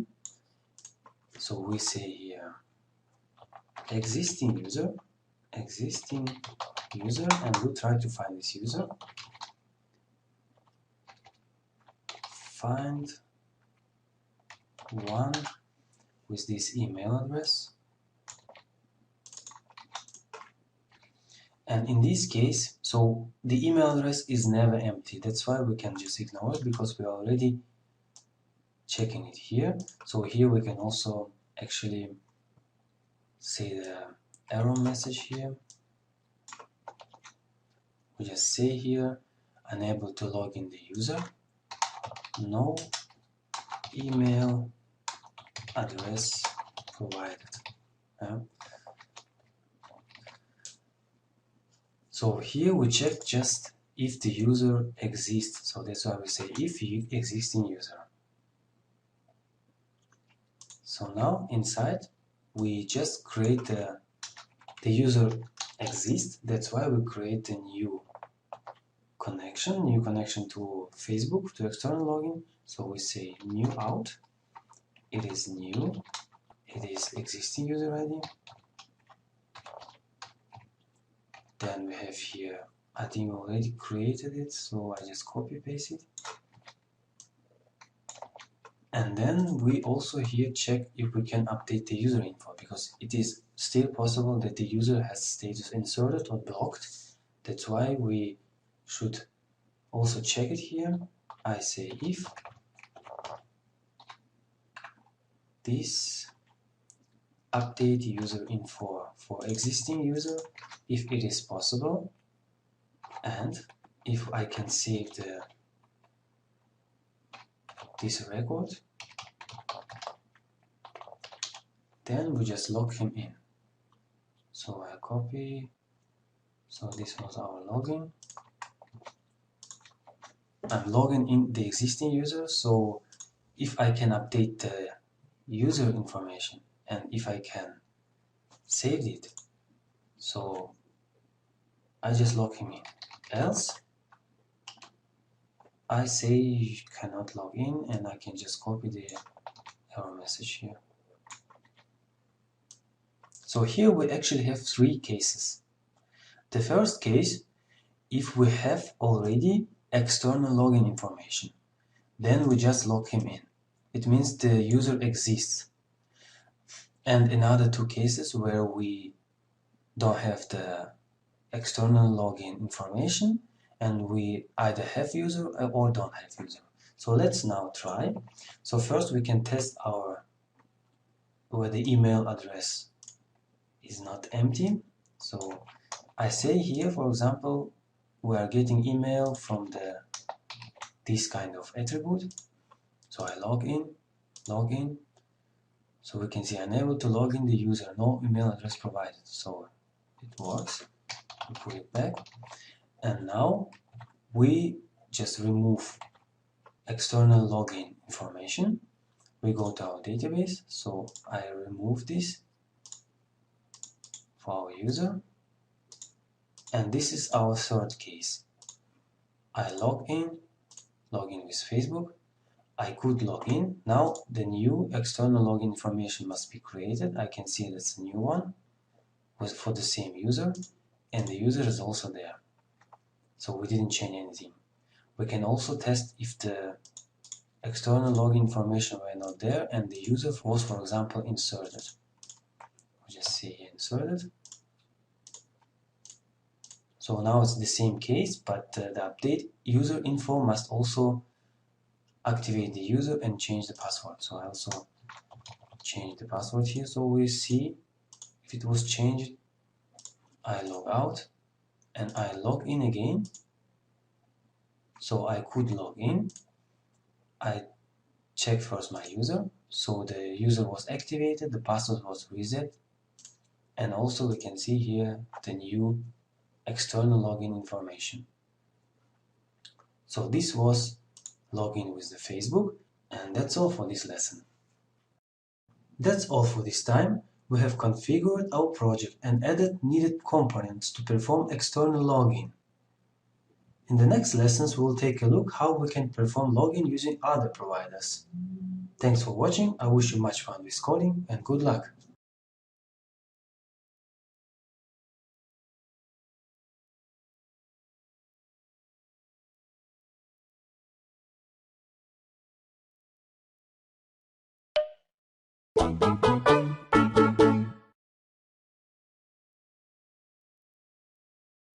Hello, today I'm going to talk about external login with Twitter account.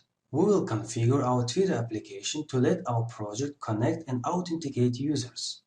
I am Lars from Digitary. Let's begin. In the first lesson of external login, we have already configured our application for the Facebook external login. Now we will add one more, Twitter. For this purpose, we Google first Twitter out client E2. So a small typo, E2. So we go to documentation and we can see here that in configuration we will just add one more item in the clients array. So I go to my configuration, in the clients I just add one more, it's a Twitter.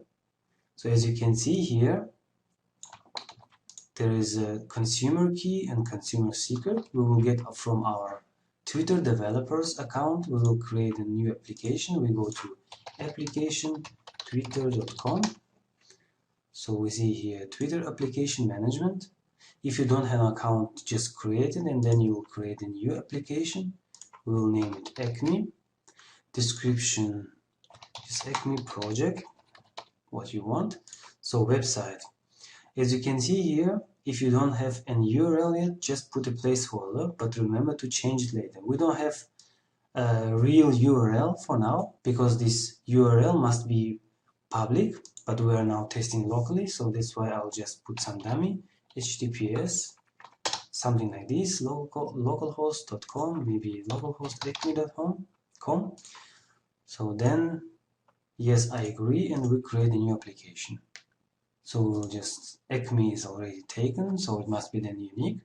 We just say Acme, new project, for example. So declined application failed validation, not a valid URL format. Okay, we'll try it like this. So it's just a dummy, so it's not that important. So now we have created new one. As you can see here in key and access tokens, we can get our consumer key. We just copy it and put in our configuration, and then copy the consumer key. So let's check now permissions. We go to permissions, and here actually we just need read only, and we need also the email address from the user. So for now it says that we need to put URL of our terms and conditions and privacy. So we go to our settings and we put also some dummy URL here. So here we have a privacy policy, terms of service. So I just say here in privacy we say just, in policy we say policy, and then we say here terms. And also callback URL, I'll just copy mine here, localhost Acme. So we just need this as well. And then we save it. Then we go to permissions. So we say we just need to read, and we need also email address. So has been saved successfully. So now we'll just try. We go to login, we go to Twitter. As you can see, authorize Acme new project to your account. And as you can see, we can only read tweets, see who you follow, and see your email address. I say, okay, I agree. I'm redirecting to my localhost Acme. And as you can see, I'm logged in. Let's quickly check our database. As you can see in out, we have here no new record. Here's a Twitter, user ID is 16, and source ID, it's my ID in Twitter. And I can go to users, and you can see here there's a new user. So there is not new user, actually the user was existing already. As you can see, 16 here, status 1. That's all for this time. We have configured our Twitter application to let users use their Twitter account to sign in. In the next video, we will configure our Google application to let users sign in, and therefore we will finalize our external login part of the course. Thanks for watching. I wish you much fun with coding and good luck.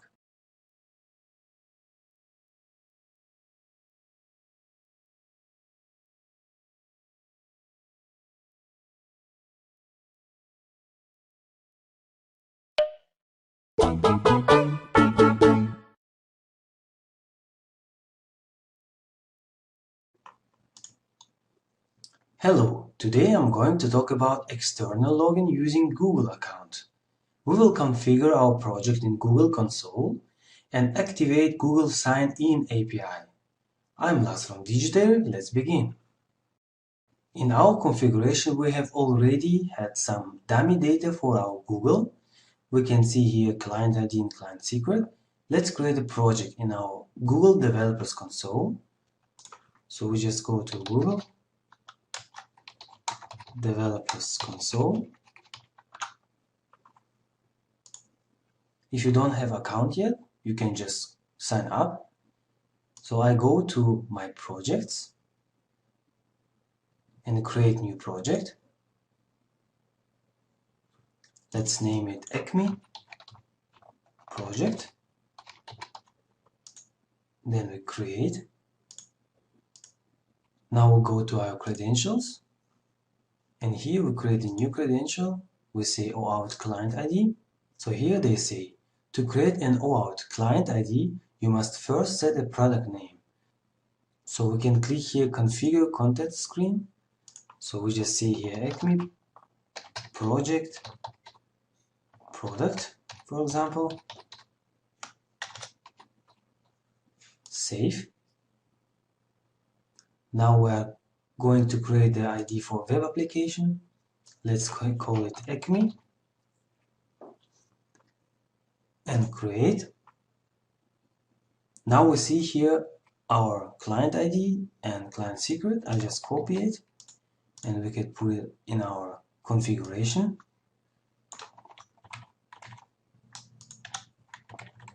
So there's spaces we don't need, and also the secret. So we save. Okay. Now we go to our Acme project and we can say here authorized redirect URLs. In our case, redirect URL is, so we can see here, we go to login, we choose Google Plus, and we can see redirect URL mismatch. So it is expecting this one. So it's localhost, Acme, web, then language, site, and so on. We say you should trust this redirect URL.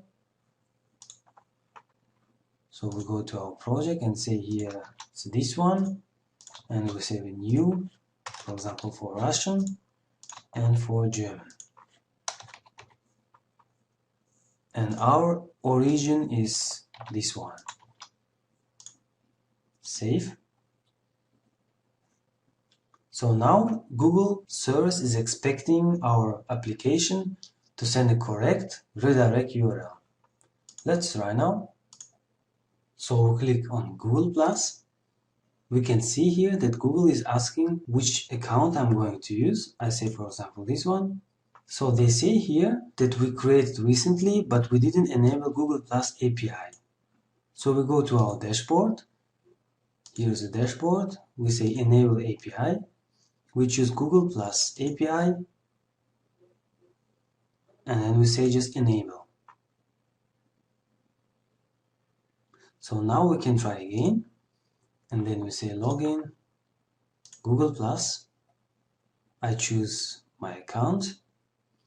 And I can see I was redirected correctly, but our application says there is no email address provided. Let's take a look in the source code. As you remember here, this message comes when we don't have email address. Let's see what comes from Google. We say echo. We just debug it, so we say here var dump attributes and then exit, for example. Now we'll try again. Login. We choose account. So we can see here we need email address, but it comes as emails, and then it comes the array of all emails, and inside the first one we have here value. The first one is for your primary one, which we need. There is also ID we need, so it's ID, your ID in Google. And there is also not name, but display name we need. So that's why it's a bit different here, but we can easily change it. So we go here and say not email, but we say here email attribute. And here we also use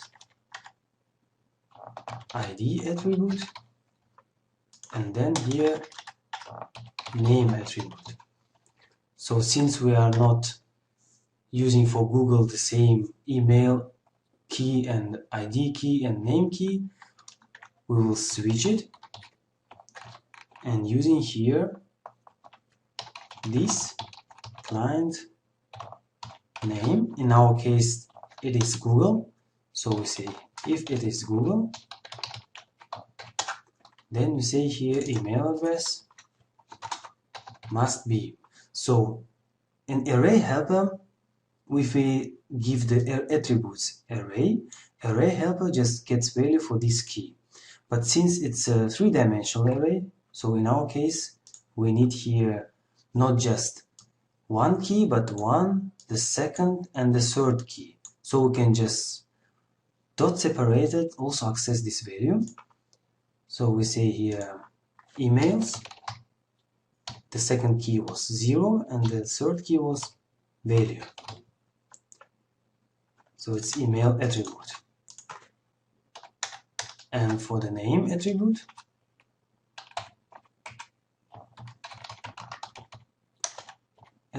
we say it is display name. So we can see here, it's a display name, it's my name here. So for ID, we say in the beginning, so it's the same, that's why we don't now differentiate it. And we say here break. And default in our case, it is Facebook and Twitter. So for all others, if in the future you have another providers, so we'll just extend the case here. So we say here it's email, and here it's the name. So I just save it. So we can try now. I go back and I say localhost acme, and then login. I choose the Google. I choose the account in Google, and I can see I could log in. I can see the username. So I'm in. We can take a look what happens in our database. So I can see here's a new record is coming from Google. There is my ID in Google, and new user was inserted as well with status 1. Let's check if we didn't break the logic for our Facebook and Twitter. I log out. But let's take a look at Facebook redirect URLs, because we also need it. So as you can see here in Facebook login area and settings, we can also put a valid or redirect URLs. So we say here, as we have in our Google, we have 3 of them. We can also put here more. So we say here out client Facebook. It's for English one. Then we say here for Facebook in Russian, for example, Facebook Russian,